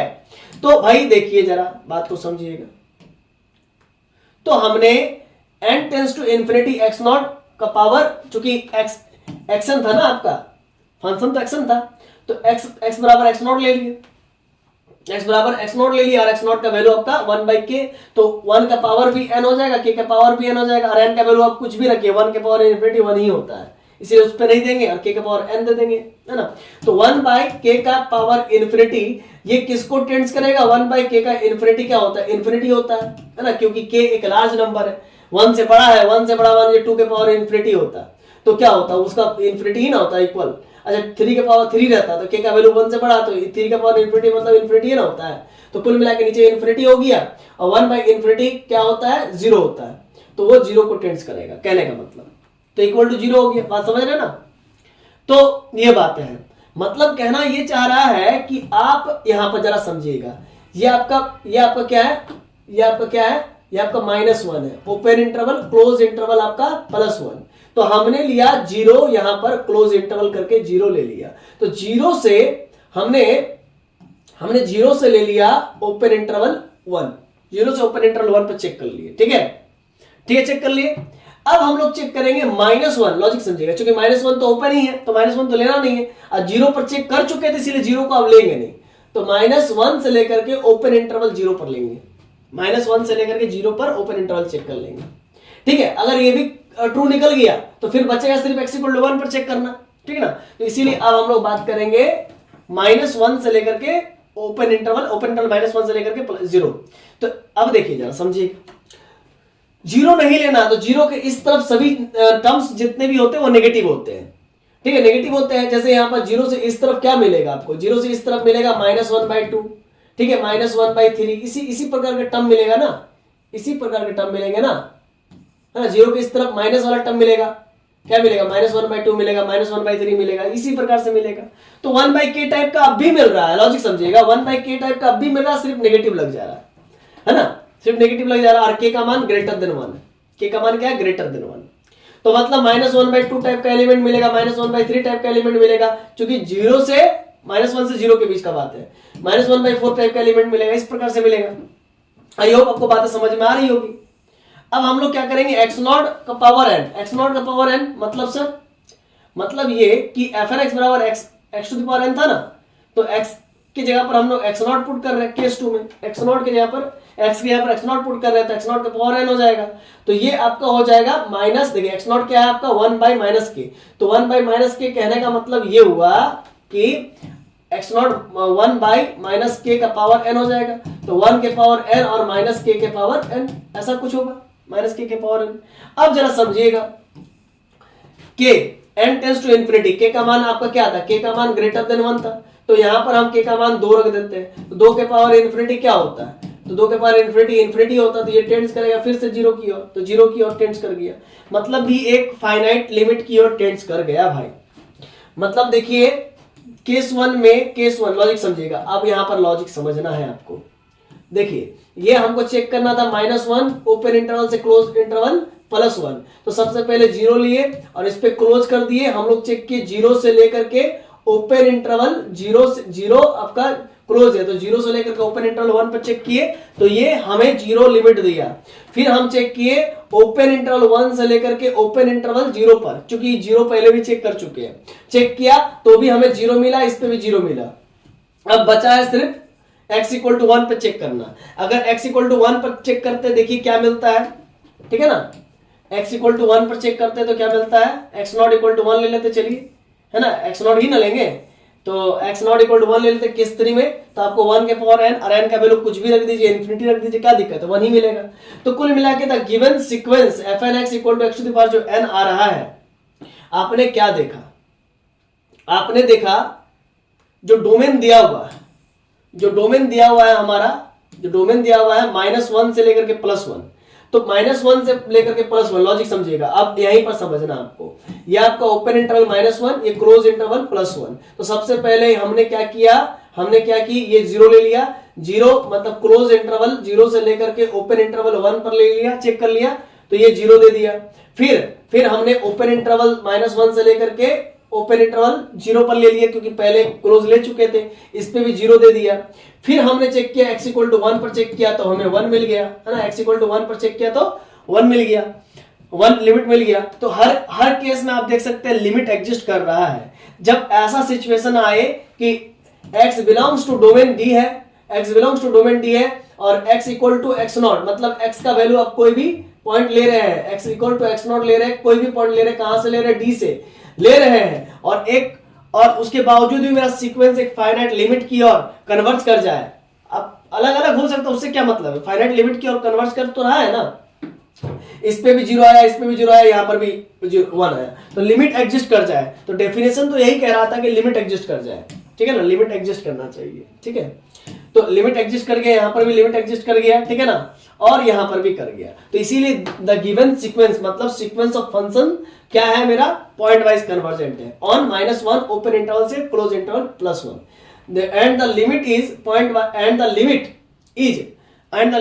पॉइंट वाइज ऑन -1 से +1। जो लिमिट आएगा वो इस प्रकार से डिफाइंड है, जरा समझिएगा, डोमेन -1 से +1 में इस प्रकार से मेरा पॉइंट वाइज जो कन्वर्जेंट हुआ उसका जो लिमिट है एंड द लिमिट फंक्शन, उसी लिमिट फंक्शन को, मतलब उस लिमिट को फंक्शंस की तरह हम लोग यहाँ पर देखेंगे, है ना, क्योंकि वो एक फंक्शंस को ही डिफाइन करेगा, उस कुछ क्राइटेरिया लेके चलेगा, इसीलिए उसको हम लोग फंक्शन बोलेंगे, क्योंकि जब क्राइटेरिया लेके चलता है तो रूल होता है ना कुछ रूल होता है, तो इसीलिए लिमिट को फंक्शंस कहेंगे। इज डिफाइन एज, तो एफ एक्स, तो जब x का वैल्यू 1 से, देखिए x का वैल्यू जब 1 से लेस देन था और -1 से ग्रेटर देन था और उसमें x इक्वल टू 0 आ जाता है, तो आपको 0 मिल रहा था, जब x इक्वल टू 1 दिए तो 1 मिला, ठीक है ना। तो कुल मिलाकर के हम कह सकते हैं क्या कि ये मेरा पॉइंट वाइज कन्वर्जेंट है ना। जो डोमेन दिया हुआ था, मेरा जो डोमेन दिया हुआ था, किस डोमेन पर बात कर रहे थे, ओपन इंटरवल -1 से +1 क्लोज इंटरवल, इस डोमेन पर मेरा सीक्वेंस ऑफ फंक्शंस कन्वर्जेंट है। इसी वजह से इसी सीक्वेंस ऑफ फंक्शंस के कन्वर्जेंट होने की वजह से इसी सीक्वेंस ऑफ फंक्शंस को हम लोग कहेंगे point wise convergent. Definition of limit function, ये जो fx है वो डिफाइन कर रहा है definition of limit function. fx था क्या, fx आपको याद है, fx क्या था आपका, fx आपको बता दिए थे कि fx था आपका limit n tends to infinity sequence of functions fnx, यही था ना। चलिए अब आपको आगे पढ़ाते हैं the domain of function sequence of function fnx is real.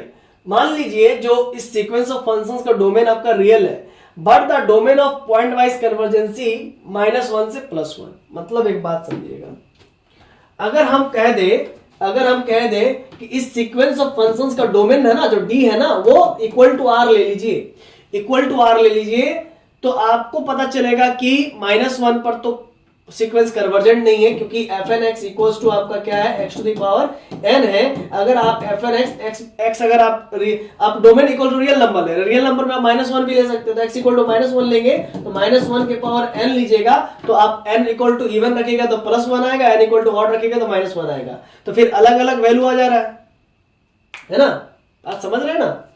ये देखिए n के अलग अलग, मतलब कि यहां पर हम बोल रहे हैं कि n के बदलने से मेरा सीक्वेंस के बदलने से, फंक्शंस के बदलने से हमारा लिमिट चेंज हो जा रहा है, मतलब अलग अलग वैल्यू दे रहा है, ठीक है। हमारा x बदलने से कोई दिक्कत नहीं है, x के अलग अलग मान बदलने से, ठीक है ना, x के अलग अलग मान बदलने से अगर मेरा फंक्शन का वैल्यू अलग आए तो कोई दिक्कत नहीं है, वो आपत्ति वाली बात नहीं है। लेकिन n के अलग अलग मान बदलने से अगर बदलता है मेरा फंक्शन, अगर बदलता है मेरा फंक्शन तब तो दिक्कत है, क्योंकि एफ एन इक्वल टू -1 दे रहे तो -1 के पावर आपको क्या मिल रहा है, देखिए आप अगर n का वैल्यू 1 देंगे तो आपको मिलेगा -1, ठीक है। n का वैल्यू आप 2 देंगे तो आपको मिलेगा n का वैल्यू अगर 2 देंगे तो मिलेगा +1। इस प्रकार से इवन देने पर +1 और देने पर -1 अगर ऐसा होए स्टूडेंट्स, तब इसको इस केस में हम लोग कन्वर्जेंट नहीं कहेंगे, ठीक है। तो वही कह रहा है कि रियल नंबर अगर हम डोमेन रख भी दे तो भी वो उस डोमेन पर पॉइंट वाइज कन्वर्जेंट नहीं होगा, है ना। तो आप देख सकते हैं अगर हम डोमेन R रख देते हैं, बट जो डोमेन है -1 से -1 ओपन इंटरवल से क्लोज इंटरवल +1, उसी डोमेन पर मेरा क्या है, मेरा सीक्वेंस ऑफ फंक्शंस क्या है, कन्वर्जेंट है, ठीक है। क्लियर है concept. That is for any x does not belongs to -1 से +1, यानी कि अगर -1 से ओपन इंटरवल -1 से +1 के बीच में कोई भी नंबर अगर ना लिया जाए, मतलब कहने का मतलब ये बोल रहा है कि आपका -1 ओपन इंटरवल क्लोज इंटरवल आपका +1 इसके बीच पर ही अगर हम लोग लेंगे तो ये कन्वर्जेंट होगा। आइदर अगर हम लोग इसके इधर लेंगे, है ना, मतलब कि इसके इधर, मतलब कि हम लोग 1 ना लेकर के इधर ले ले और ये -1 से इधर ले ले, ठीक है, तो मेरा सीक्वेंस कन्वर्जेंट नहीं होगा, नॉट कन्वर्जेंट होगा। That is for any value of x is not equal to -1 to +1, the sequence is not convergent। अब आइए हम लोग बात करेंगे पॉइंट वाइज लिमिट पर। पॉइंट वाइज कन्वर्जेंसी पढ़ लिए, पॉइंट वाइज लिमिट जानना जरूरी है। Let D is a subset of R and for each n belongs to natural number f n x जो सीक्वेंस है, इसी सीक्वेंस, ये सीक्वेंस ऑफ फंक्शंस है, पहले ही बता चुके हैं। Then fx is called point wise function, है ना। तो fx को हम लोग पॉइंट वाइज फंक्शन कहते हैं, है ना। यदि लिमिट इफ fx आ जाए, लिमिट fx आ जाए, is a limit of fnx x0 at each x0 belongs to d, मतलब डोमेन के प्रत्येक x0 के लिए, डोमेन के प्रत्येक x0 के लिए fnx नॉट, है ना, किस पर जाके कन्वर्ज करे, fx पर जाकर के कन्वर्ज करे, तब हम लोग क्या कहते हैं, fnx को क्या कहते हैं, पॉइंट वाइज कन्वर्जेंट कहते हैं। तो दैट इज हम लोग कह सकते हैं कि limit of fnx as n tends to infinity पर fx है, यही ना कहना चाहते हैं। तभी तो हम लोग कहेंगे कि भाई ये पॉइंट वाइज कन्वर्जेंट है मेरा fnx सीक्वेंस, मतलब सीक्वेंस ऑफ फंक्शंस, और इसी सीक्वेंस ऑफ फंक्शंस का जो लिमिट फंक्शन है वो fx है। अब लिमिट को भी यहां पर फंक्शंस की तरह ट्रीट किया गया है, क्योंकि ये लिमिट कुछ रूल को, सर्टेन रूल को फॉलो कर रहा है कि कुछ क्राइटेरिया पर कुछ दे रहा है लिमिट, कुछ क्राइटेरिया पर कुछ दे रहा है लिमिट। तो fnx equal to x to the power n है स्टूडेंट्स। तो d हम एग्जांपल ले रहे हैं मेरा पॉइंट वाइज कन्वर्जेंसी का, ठीक है। तो fnx equal to x to the power n है, d आपका क्लोज इंटरवल 0 से 1 की बात कर रहे हैं, वहां पर अलग था, यहां पर अलग क्राइटेरिया। क्लोज इंटरवल 0 से 1 की बात कर रहे हैं। एट x इक्वल टू पहले 1 पर चेक करके देख लेते हैं, 1 पर चेक करेंगे तो 1 ही मिलेगा। अब जब x का वैल्यू नहीं 1 लेते हैं तो हम लोग लेंगे x0, वही चीज है, वही सेम चीज है, दूसरे टाइप से बना करके दिखाया है। x0 0 से लेकर के 1 लेंगे, तो जब 0 से लेकर के 1 लेंगे तो देखिए क्या होगा, है ना, क्या होगा जब 0 से लेकर आप 1 लेंगे, ठीक है। तो fnx नॉट x0 बराबर n है, तो क्या होगा स्टूडेंट्स, जब 0 से लेकर के 1 लिया जाए तो आप आपने देखा अभी ऊपर में देखा वो 0 दे रहा था। जब जो क्लोज इंटरवल 0 से लेकर के ओपन इंटरवल 1 ले रहे थे तो 0 ही दे रहा था, तो ये 0 हो गया, 0 हो गया, और x इक्वल टू 1 पर 1 दे रहा है। तो ये देख सकते हैं कुछ क्राइटेरिया को फॉलो कर रहा है, इसीलिए fx को हम लोग लिमिट फंक्शन भी कहेंगे। अच्छा आइए अब नेक्स्ट एग्जांपल है fnx equals to tan inverse nx, x belongs to close interval 0 से लेकर के क्लोज इंटरवल 1। तो गिवन डोमेन हमें दिया हुआ है 0 से लेकर के 1, एट x इक्वल टू 0 पर पहले चेक कर लीजिए, तो x इक्वल टू 0 पर चेक करने पर 0 मिल जाएगा, ठीक है। At x not equal to 0 मतलब 0 नहीं है, जब 0 नहीं है तो बात समझिएगा क्या होगा, देखिए limit n tends to infinity fnx का वैल्यू क्या है, tan इनवर्स nx। जब x का वैल्यू आप 0 देंगे तो ये क्या होगा, 0 ही होगा, सिंपल सी बात है, x का वैल्यू 0 पर 0 हो जाएगा। अब limit n tends to infinity tan inverse, है ना, यहां पर एक बात समझिएगा n, अब x का वैल्यू अगर हम 0 नहीं ले रहे हैं तो चलिए हम अल्फा ले लेते हैं, 0 नहीं ले रहे तो अल्फा ले लेते हैं, ठीक है, अल्फा ले लेते हैं, 0 नहीं ले रहे तो अल्फा ले लेते हैं। और x जीरो नहीं ले रहे। x जीरो नहीं लेने का मतलब क्या है, जीरो को छोड़कर कुछ भी ले सकते हैं। तो जीरो से लेकर के 1 के बीच में तो बहुत सारा नंबर आता है, सिर्फ जीरो नहीं लेना है। तो जीरो नहीं लेना है इसका मतलब जीरो पे ओपन इंटरवल हो जाएगा, अब जीरो को छोड़कर कुछ भी ले लीजिए। आप 0.1 ले लीजिए, 0.3 ले लीजिए, 0.4 ले लीजिए, कुछ भी ले लीजिए। तो हम जो है कि x कुछ भी ले सकते हैं। तो x हमने अल्फा मान लिया और अल्फा को बोल दिया अल्फा मेरा जीरो नहीं होगा, उसके अलावा कुछ भी हो सकता है। अब n टेंड्स टू इन्फिनिटी है तो इसका वैल्यू हो जाएगा, n टेंड्स टू इन्फिनिटी है तो इसका वैल्यू क्या हो जाएगा, इसका वैल्यू होगा लिमिट, यहीं पर बना देते हैं tan inverse n tends to infinity है तो n का वैल्यू इन्फिनिटी इंटू अल्फा इन्फिनिटी हो जाएगा। तो आपको मालूम है कि इन्फिनिटी कब होता है, 10π/2 पर होता है, और मालूम है आपको कि tan इनवर्स 10x बराबर x होता है इनवर्स ट्रिग्नोमेट्रिक फंक्शन से, तो ये π/2 दे देगा। तो जब आप x का वैल्यू जीरो नहीं लेंगे तो आपको हर बार ही क्या मिलेगा, π/2 मिलेगा। ठीक है, तो fnx सीक्वेंस कहां पर जाके कन्वर्ज करेगा, fnx सीक्वेंस π/2 पर जाके कन्वर्ज करेगा, π/2 पर जाके कन्वर्ज करेगा। तो यानी कि x बिलोंग्स टू 0 से close interval 1 taking x equal to alpha, alpha 0 से लेकर के 1 के बीच में है, तो उस केस में 10 प्लस n अल्फा, 10 वही चीज जो अभी लिख के बताया है ना, इन्फिनिटी हो जाएगा। n का वैल्यू इन्फिनिटी पढ़ने पर तो 10 π/2 तो π/2 ही देगा। तो वही बात है कि limit of fnx as n tends to infinity fx दे रहा है, जब fx इक्वल टू तुम्हारा क्या हो रहा है, x बिलोंग्स टू 0 से 1 क्लोज इंटरवल है तो π/2 दे रहा है, 0 है तो 0 दे रहा है। तो आप यहां पर भी देख सकते हैं कि लिमिट तो एग्जिस्ट कर गया भाई साहब, तो इसीलिए ये fnx फंक्शन मेरा क्या हो गया, पॉइंट वाइज कन्वर्जेंट हो गया। क्या हो गया, पॉइंट वाइज कन्वर्जेंट हो गया, क्योंकि लिमिट एग्जिस्ट कर गया, ऊपर भी लिमिट एग्जिस्ट कर गया, नीचे भी लिमिट एग्जिस्ट कर गया। मतलब गिवन डोमेन क्या था भाई, डोमेन था क्लोज इंटरवल 0 से लेकर के 1, तो क्लोज इंटरवल 0 से देखिए एक ओपन ले लिए एक क्लोज ले लिए, फिर x इक्वल टू 0 का मतलब कि क्या होता है, x इक्वल टू 0 का मतलब क्लोज हो गया। तो यानी कि सिंपल हम लोग कह सकते हैं क्या, कि हम लोग सिंपल कह रहे हैं कि d इक्वल टू जो डोमेन था ना भाई साहब, d इक्वल टू जो डोमेन था क्लोज इंटरवल 0 से लेकर के 1, इस डोमेन पर मेरा फंक्शन का लिमिट एग्जिस्ट कर गया, फंक्शन का लिमिट एग्जिस्ट कर गया, है ना। और इसका मतलब क्या होता है जरा समझिएगा, इसका मतलब क्या होता है। देखिए सबसे बड़ी बात है कि f 0 पर 0 दे रहा है, ठीक है, और x इक्वल टू 0 से लेकर के 1, है ना, ये क्या है, x इक्वल टू 0 से लेकर के 1 मतलब ये डिफाइन कर रहा है, ये जो चीज है ना, ये जो चीज है ये डिफाइन कर रहा है LHL पर भी वैल्यू π/2 आ रहा है और RHL पर भी, राइट हैंड लिमिट पर भी वैल्यू π/2 आ रहा है। तो ये आपने क्लास 11 में पढ़ा होगा, continuity over the interval, continuity over the interval. तो ये कंटिन्यूटी ओवर द इंटरवल का एग्जांपल है। तो आपने देखा कि LHL और RHL, राइट हैंड लिमिट और लेफ्ट हैंड लिमिट दोनों बराबर आ गया, और साथ ही साथ आपने देखा कि ये नॉट इक्वल टू है f0 के, ये फंक्शनल वैल्यू, इसको कहते हैं functional value, functional value limit के बराबर नहीं है।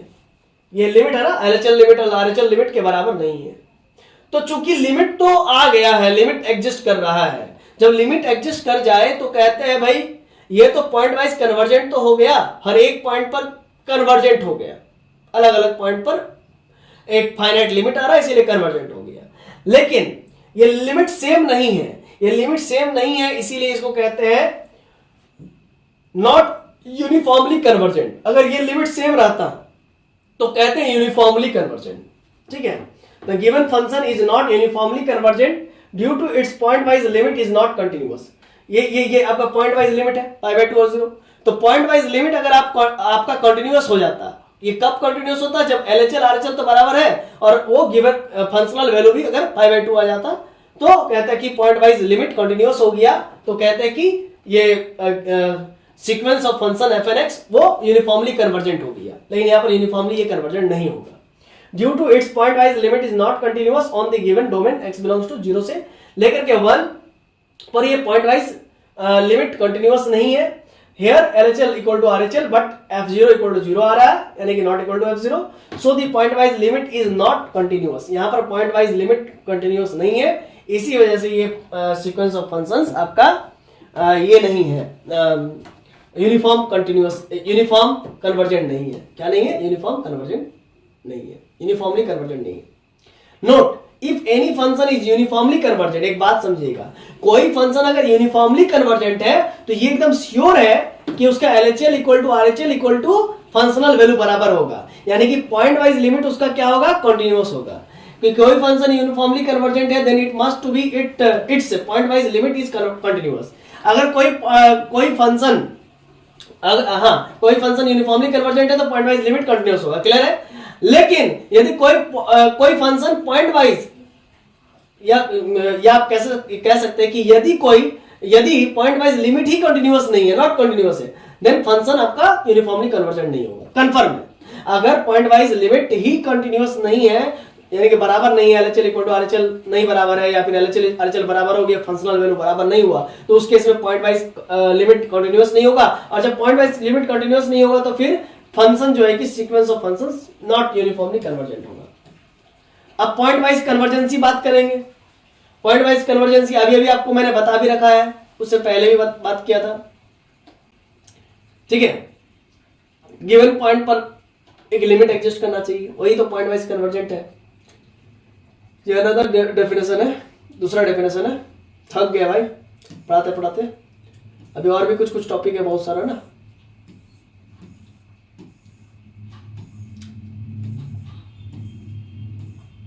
मैंने पॉइंट वाइज कन्वर्जेंसी आपको समझा दिया, बस थोड़ा सा और बचा हुआ, थोड़ा सा कर लेते हैं, है ना, थोड़ा सा और बचा हुआ। हाँ, तो पॉइंट वाइज कन्वर्जेंसी आपको पढ़ाना है यहां से, क्योंकि मैं एक बार और पढ़ा चुका हूं, फिर एक बार आपको पढ़ा देते हैं कुछ एग्जांपल से, है ना, क्योंकि जितना पढ़िएगा अच्छा से आपको बेस क्लियर होगा। Let D is a subset of R and for each, वहां उसके ऊपर आपको क्या पढ़ा है, उसके ऊपर आपको पढ़ाए, इसके ऊपर आपको पढ़ाए क्या, हाँ, पॉइंट वाइज लिमिट पढ़ा है। अब पॉइंट वाइज आपको क्या पढ़ा देते हैं, आइए तो पॉइंट वाइज कन्वर्जेंसी पढ़ा देते हैं। Let D is a subset of R and for each N belongs to R, प्रत्येक एन कहां से लेना है आपको, कैपिटल एन से लेना है। The sequence f N x is said to be point wise convergent. तो इसी एफ एन एक्स सीक्वेंस, जिसको सीक्वेंस ऑफ फंक्शंस कहते हैं, इसको कहेंगे point wise convergent on D पे। If for each x not belongs to D, मतलब D से कोई भी आप एक्स नॉट उठा लो, इनपुट उठा लो। The sequence f N x nought, मतलब जिस पॉइंट पर आप चेक करना चाहते हो, डोमेन के डोमेन के एक्स नॉट पॉइंट पर आप चेक करना चाहते हो, कोई भी वो आर्बिट्ररी पॉइंट हो सकता है, उस पर आपने चेक किया, अगर वो कन्वर्जेंट है तो हम कहेंगे पॉइंट वाइज कन्वर्जेंट है। खत्म, यही बात है। फिर से एक बार समझ लीजिएगा कि कोई भी sequence of functions point wise convergent हो सकता है। कब? यदि हम कोई भी डोमेन ले रहे हैं, वो सबसेट है रियल नंबर का, वो प्रॉपर हो सकता है, इम्प्रॉपर हो सकता है, कुछ भी हो सकता है। डोमेन सबसेट हो सकता है रियल नंबर का, प्रॉपर इम्प्रॉपर कुछ भी हो सकता है। And for each N belongs to natural number के लिए कोई बहुत सारा सीक्वेंस मिलेगा, f1x, f2x, f3x, ये सभी के सभी, है ना, इस set to be point wise convergent. मतलब f1x भी पॉइंट वाइज कन्वर्जेंट कहलाएगा, f2x भी पॉइंट वाइज कन्वर्जेंट कहलाएगा, f3x भी पॉइंट वाइज कहलाएगा, इस set to be point wise convergent. या फिर आप कह सकते हैं ये सीक्वेंस ही पूरा जो है कि पॉइंट वाइज कन्वर्जेंट कहलाएगा ऑन द डोमेन डी पे, जो डोमेन दिया जाएगा। If for each x not belongs to D, मतलब डोमेन डी से कोई भी आप एक्स नॉट उठा लो, उसके करस्पॉन्डिंग जो सीक्वेंस मिलेगा एफ एन एक्स नॉट, ठीक है, मान लीजिए F1 x not, F2 x not, कोई भी सीक्वेंस मिलेगा, वो सारे के सारे सीक्वेंस, अगर सीक्वेंस कह लीजिए या फंक्शन कह लीजिए, फंक्शन का पहले तो फंक्शन बनेगा तब तो सीक्वेंस बनेगा ना। तो F1 x not, F2 x not, ये सारे फंक्शन कन्वर्जेंट है। तो फंक्शंस कन्वर्जेंट नहीं होते, फंक्शन से बनने वाला सीक्वेंस कन्वर्जेंट होता है, समझ रहे हैं ना। तो वही बात है, अगर हम फंक्शन कन्वर्जन कह रहे हैं तो आप समझिए कि सीक्वेंस कन्वर्जन कह रहे हैं। तो इससे F1 x not, F2 x not, ये सारा जो फंक्शंस है, इससे बनने वाला जो सीक्वेंसेस है, वो अगर कन्वर्जेंट हो जाए तब हम लोग पॉइंट वाइज कन्वर्जेंट कहेंगे। किसको पॉइंट वाइज कन्वर्जेंट कहेंगे? तो F1 एक्स नॉट को कह देंगे, F2 एक्स नॉट को कह देंगे, F3 एक्स नॉट को कह देंगे। यानी कि Fn एक्स कुल मिला करके अगर सब पूरे में हो रहा है और पॉइंट वाइज लिमिट अगर सेम हो जा रहा है, तब तो यूनिफॉर्मली कन्वर्जेंट हो जाएगा। अब अगर लिमिट नहीं सेम आ रहा है, मतलब लिमिट कंटिन्यूअस नहीं हो रहा है, तब हम लोग पॉइंट वाइज, तब हम लोग नॉट यूनिफॉर्मली कन्वर्जेंट कहते हैं। तो खैर यूनिफॉर्मली नॉट यूनिफॉर्मली तो बात की बात है, अभी तो हम लोग पॉइंट वाइज कन्वर्जेंस की बात कर रहे हैं। प्रत्येक पॉइंट पर मैंने चेक किया, हर एक पॉइंट पर कन्वर्जेंट है, तो पॉइंट वाइज कन्वर्जेंट है, खत्म। एग्जाम्पल है -1 से +1, fn x equal to x to the power n, x equal to -1 पर चेक कीजिएगा तो -1 के पावर n सीक्वेंस मिलेगा। ये जो सीक्वेंस आप चेक कीजिएगा तो आपको पता चलेगा n इवन पर आपको क्या देगा, एन इवन पर देगा -1, सॉरी एन इवन पर +1, एन ऑड पर -1, फिर एन ऑड पर -1, एन इवन पर +1, इसी प्रकार चलेगा। इसी प्रकार से चूंकि अल्टरनेटिंगली आप देख सकते हैं -1 +1 आ रहा है, तो ये किसी दो पॉइंट पर क्या कर रहा है, ऑसिलेट कर रहा है, इसीलिए ये नॉट कन्वर्जेंट सीक्वेंस है। fnx equal to x⁴n is not point wise convergent on -1 से +1। तो आपको ये समझ में आया कि चूंकि -1 से +1 पर ये पूरे में जो है कि ये कन्वर्जेंट नहीं था, इसीलिए पॉइंट वाइज कन्वर्जेंट नहीं है, ठीक है। लेकिन क्लोज इंटरवल 0 से लेकर के +1 तक आपका पॉइंट वाइज कन्वर्जेंट होगा ही होगा। या फिर आप ऐसा कह लीजिए -1 ओपन इंटरवल से लेकर के क्लोज इंटरवल 1 पर भी पॉइंट वाइज कन्वर्जेंट होगा। आप चेक करके देख ही सकते हैं, ऊपर में तो चेक करके देखे थे वो वाला एग्जांपल। तो fnx equal to x⁴n is not point wise convergent on -1 से +1 close interval, but in the domain close interval 0 से लेकर के 1 fnx equals to x⁴n is point wise convergent, ठीक है। पॉइंट वाइज कन्वर्जेंसी क्या है? हर पॉइंट पर सीक्वेंस बनती है, हर पॉइंट पर सीक्वेंस बनती है, बात तो सही है। हर पॉइंट पर सीक्वेंस बनती है फंक्शन की, फंक्शन से ही सीक्वेंस बनता है। वो यदि कन्वर्जेंट है तो सीक्वेंस ऑफ फंक्शंस को यानी fnx को पॉइंट वाइज कन्वर्जेंट कहेंगे। तो limit fnx as n tends to infinity x⁴n equal to fx, x equal to 1 पर 1 दे रहा है, x बिलोंग्स टू 0 से 1 पर 0 मिल रहा है ना, x बिलोंग्स टू 0 से 1 पर हमको 0 मिल रहा है। तो ये देखिए अलग अलग लिमिट मिल रहा है, अलग बात है, लेकिन मेरा जो है कि कन्वर्जेंट है, मेरा जो है कि कन्वर्जेंट है, मतलब गिवन जो इंटरवल था उस पर मेरा जो है कि लिमिट एग्जिस्ट कर रहा है। इसी वजह से fnx is point wise convergent, but it's LHL और RHL इस पर बात कर रहे हैं, इस पर 0 से 1 पर। इन LHL RHL आपका बराबर नहीं, LHL RHL बराबर है, लेकिन f1 पर है ना, f1 पर 1 दे रहा है, ठीक है। इसी वजह से therefore its point wise limit is not continuous, therefore fnx is not uniformly convergent, ठीक है। अब एग्जांपल है, अच्छा वाला एग्जांपल है, लेट दूसरा एग्जांपल है d बराबर x belongs to r, x is greater than equal to 0, मतलब x का वैल्यू 0 ले सकते हैं, तो डोमेन क्या हो जाएगा, x का वैल्यू 0 होगा क्लोज इंटरवल से लेकर के इंफिनिटी ओपन इंटरवल, ठीक है। Then find point wise limit of fnx, तो इसका पॉइंट वाइज लिमिट पता करना है। आइए तो देखिए भाई, पॉइंट वाइज लिमिट पता करेंगे। हमारा जो दिया हुआ है fnx equal to n by x plus n, ठीक है। तो एट x इक्वल टू 0 पर चेक करेंगे, तो x 0 पर चेक करेंगे तो क्या मिलेगा, n बाई n, तो आपको 1 मिल जाएगा, ठीक है। 0 पर तो 1 मिल गया लिमिट, ठीक है। अब x is not equal to 0 पर चेक करेंगे, क्योंकि देखिए यहां पर बहुत बड़ा संसार है, 0 से लेकर के इन्फिनिटी बहुत बड़ा संसार है। तो एट x इक्वल टू 0 पर तो चेक कर लिए, अब x का वैल्यू 0 ना लेकर के कोई भी पॉजिटिव वैल्यू ले सकते हैं, कोई भी पॉजिटिव वैल्यू ले सकते हैं इन्फिनिटी तक, ओपन इंटरवल इन्फिनिटी तक। हालांकि इन्फिनिटी तो ले नहीं सकते, 1 ले लीजिए, 2 ले लीजिए, 3 ले लीजिए, कुछ भी ले लीजिए, है ना, लेकिन 0 नहीं होना चाहिए, सिर्फ x का वैल्यू 0 नहीं होना चाहिए। तो n by x plus n है, तो आइए आप क्या करेंगे, यहां से ऊपर में n है और यहां से n कॉमन ले लेंगे, तो n by x by n plus n, n cut जाएगा, n इंटू 1 n हो जाएगा, तो n ऊपर नीचे कट गया। अब आपका x plus n by x by n plus 1 आया, n टेंस टू इन्फिनिटी कर दीजिए, n टेंस टू इन्फिनिटी कीजिएगा, x का वैल्यू आप 0 से लेकर के, अब बोले ना x का वैल्यू 0 नहीं लेना चाहिए सिर्फ, बस x का वैल्यू 0 से बड़ा कुछ भी ले सकते हैं, x का वैल्यू 0 से बड़ा कुछ भी ले सकते हैं। तो x का वैल्यू आप 1 ले लीजिए, 2 ले लीजिए, 3 ले लीजिए, कुछ भी ले लीजिए, तो यहां पर हो जाएगा 1 बाई n का वैल्यू इन्फिनिटी, तो 1 बाई इन्फिनिटी क्या हो जाएगा, टेंड करेगा 0 को, तो 0 प्लस 1 और ऊपर में क्या है 1 ही बचा है, तो 1 अपॉन 0 प्लस 1 हो गया, तो यानी कि 1 हो जाएगा। तो ये पूरा किसको टेंड कर जाएगा, 1 को टेंड कर जाएगा। तो आपने अभी देखा fn 0 पर 1 आया है, ठीक है सर, ठीक है। और आपने देखा, आपने क्या देखा, x is not equal to 0 पर भी 1 आया है, ठीक है ना। मतलब आपने ये देखा कि x बिलोंग्स टू, आपका क्या था, x is greater than equal to 0 था ना जी, यानी कि x belongs to close interval 0 से लेकर के इन्फिनिटी पर, इस पूरे इंटरवल पर, है ना, ये 1 दिया और फिर 1 दिया। आप कुछ भी x का वैल्यू 0 ले लीजिए, 1 ले लीजिए, 2 ले लीजिए, 3 ले लीजिए, आपको 1 ही मिलेगा हर बारी, ठीक है। यानी कि आपने देखा, आपने क्या देखा, आपने देखा कि फंक्शनल वैल्यू सबसे पहले चेक किए, एट x इक्वल टू 0 पर क्या होगा, है ना, एट x इक्वल टू 0 पर फंक्शनल वैल्यू हमने चेक कर लिया, और फिर हमने देखा कि at x is greater than 0 पर क्या होगी, एट x इक्वल टू 0, देखिए हमको चेक करना था क्या, at x is greater than equal to 0 पर, तो एट x इक्वल टू 0 पर चेक किया, मतलब फंक्शनल वैल्यू तो चेक कर लिया 0 पर, अब फिर हमने चेक किया कि x इज ग्रेटर देन 0 पर क्या होगा, तो x इक्वल टू 0 पर हमने चेक किया, वो आया है हमारा 1, और x इज ग्रेटर देन 0 पर चेक किया तो वो आया है हमारा 1, दोनों ही केस में 1 आया, ठीक है। 0 पर भी 1 आया और x इज ग्रेटर देन 0 पर भी 1 आया, ठीक है। तो कुल मिलाकर के ये इंटरवल हुआ, x इज ग्रेटर देन 0 पर 1 मतलब कि x belongs to open interval 0 से लेकर के इंफिनिटी, है ना। इस पे चेक किए, इस पे भी मेरा क्या हो गया, इस पे भी मेरा 1 आया, मतलब ये इंटरवल पे चेक किया कॉन्टिन्यूअस है कि नहीं, है ना। यही एलएचएल आरएचएल की बात कर रहे हैं हम लोग, फंक्शनल वैल्यू, ठीक है।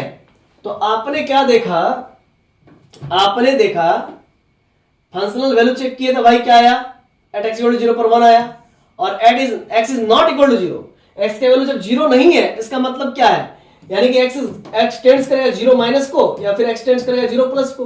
तो एक्स जब टेंड्स करेगा 0 माइनस को तो इससे हम लोग एलएचएल निकाल लेते हैं, एक्स टेंड्स करता है 0 प्लस को तो इससे हम लोग आरएचएल निकाल लेते हैं। तो दोनों स्थिति में हम लोग क्या निकाल लिए, limit of n tends to infinity fn x, वो क्या निकल के आया हमारा 1 निकल के आया, fn x का वैल्यू ये था। तो कुल मिलाकर के ये एलएचएल आरएचएल को प्रदर्शित कर रहा है और ये fx मतलब कि मतलब फंक्शनल वैल्यू को रिप्रेजेंट कर रहा है। तो आप ऐसा भी कह सकते हैं कि ये देखिए, ये आपका क्या हो गया, ये fn x fx के बराबर हो गया, मतलब लिमिट फंक्शंस के बराबर हो गया। तो कुल मिलाकर के fx का वैल्यू 1 आ गया for all x belongs to d। मतलब ये कि d डोमेन से आप कोई भी x ले लीजिए, चाहे आप 0 लीजिए या 0 से बड़ा ले लीजिए, कुछ भी, है ना, पॉजिटिव होना चाहिए, तो वो आपको क्या देगा, हमेशा 1 देगा। तो यानी कि ये हुआ कि x का value less than infinity and greater than 0 पर 1 आया, यानी कि x बिलोंग्स टू 0 से इंफिनिटी पर एट x इक्वल टू 0 पर आपको 1 मिला। तो यानी कि आप देख सकते हैं दोनों ही वैल्यू सेम है, मतलब आपने देखा पॉइंट वाइज लिमिट कॉन्टिन्यूअस है। और पहली बात तो ये तो भाई पॉइंट वाइज तो कन्वर्जेंट है, यहीं से पता चल गया हमें, यहीं से पता चल गया, ये भी पॉइंट वाइज कन्वर्जेंट, ये भी पॉइंट वाइज कन्वर्जेंट है, पता चल गया। और यहां पर हमने चेक किया तो क्या पता चला कि पॉइंट वाइज लिमिट कॉन्टिन्यूअस है, इस वजह से ये यूनिफॉर्मली कन्वर्जेंट है, that is fn x is point wise convergent and LHL equal to RHL equal to f0, and therefore point wise limit is continuous, therefore FNS sequence is uniformly convergent on the domain d equals to x belongs to r, x is greater than equal to 0, यानी कि close interval 0 से लेकर infinity. I hope आपको class अच्छा लगी होगी, समझ में आया होगा, ठीक है। कहीं भी अगर कुछ सुधार करना हो तो जरूर बताइएगा, ठीक है। चलिए मिलते हैं नेक्स्ट वीडियो में, तब तक के लिए जोहार, जय हिंद, जय भारत। पढ़ते रहिए, खुश रहिए, और वीडियो पसंद आ रहा सच में तो वीडियो को लाइक कर दीजिए और अपने दोस्तों के बीच शेयर कर दीजिए। धन्यवाद।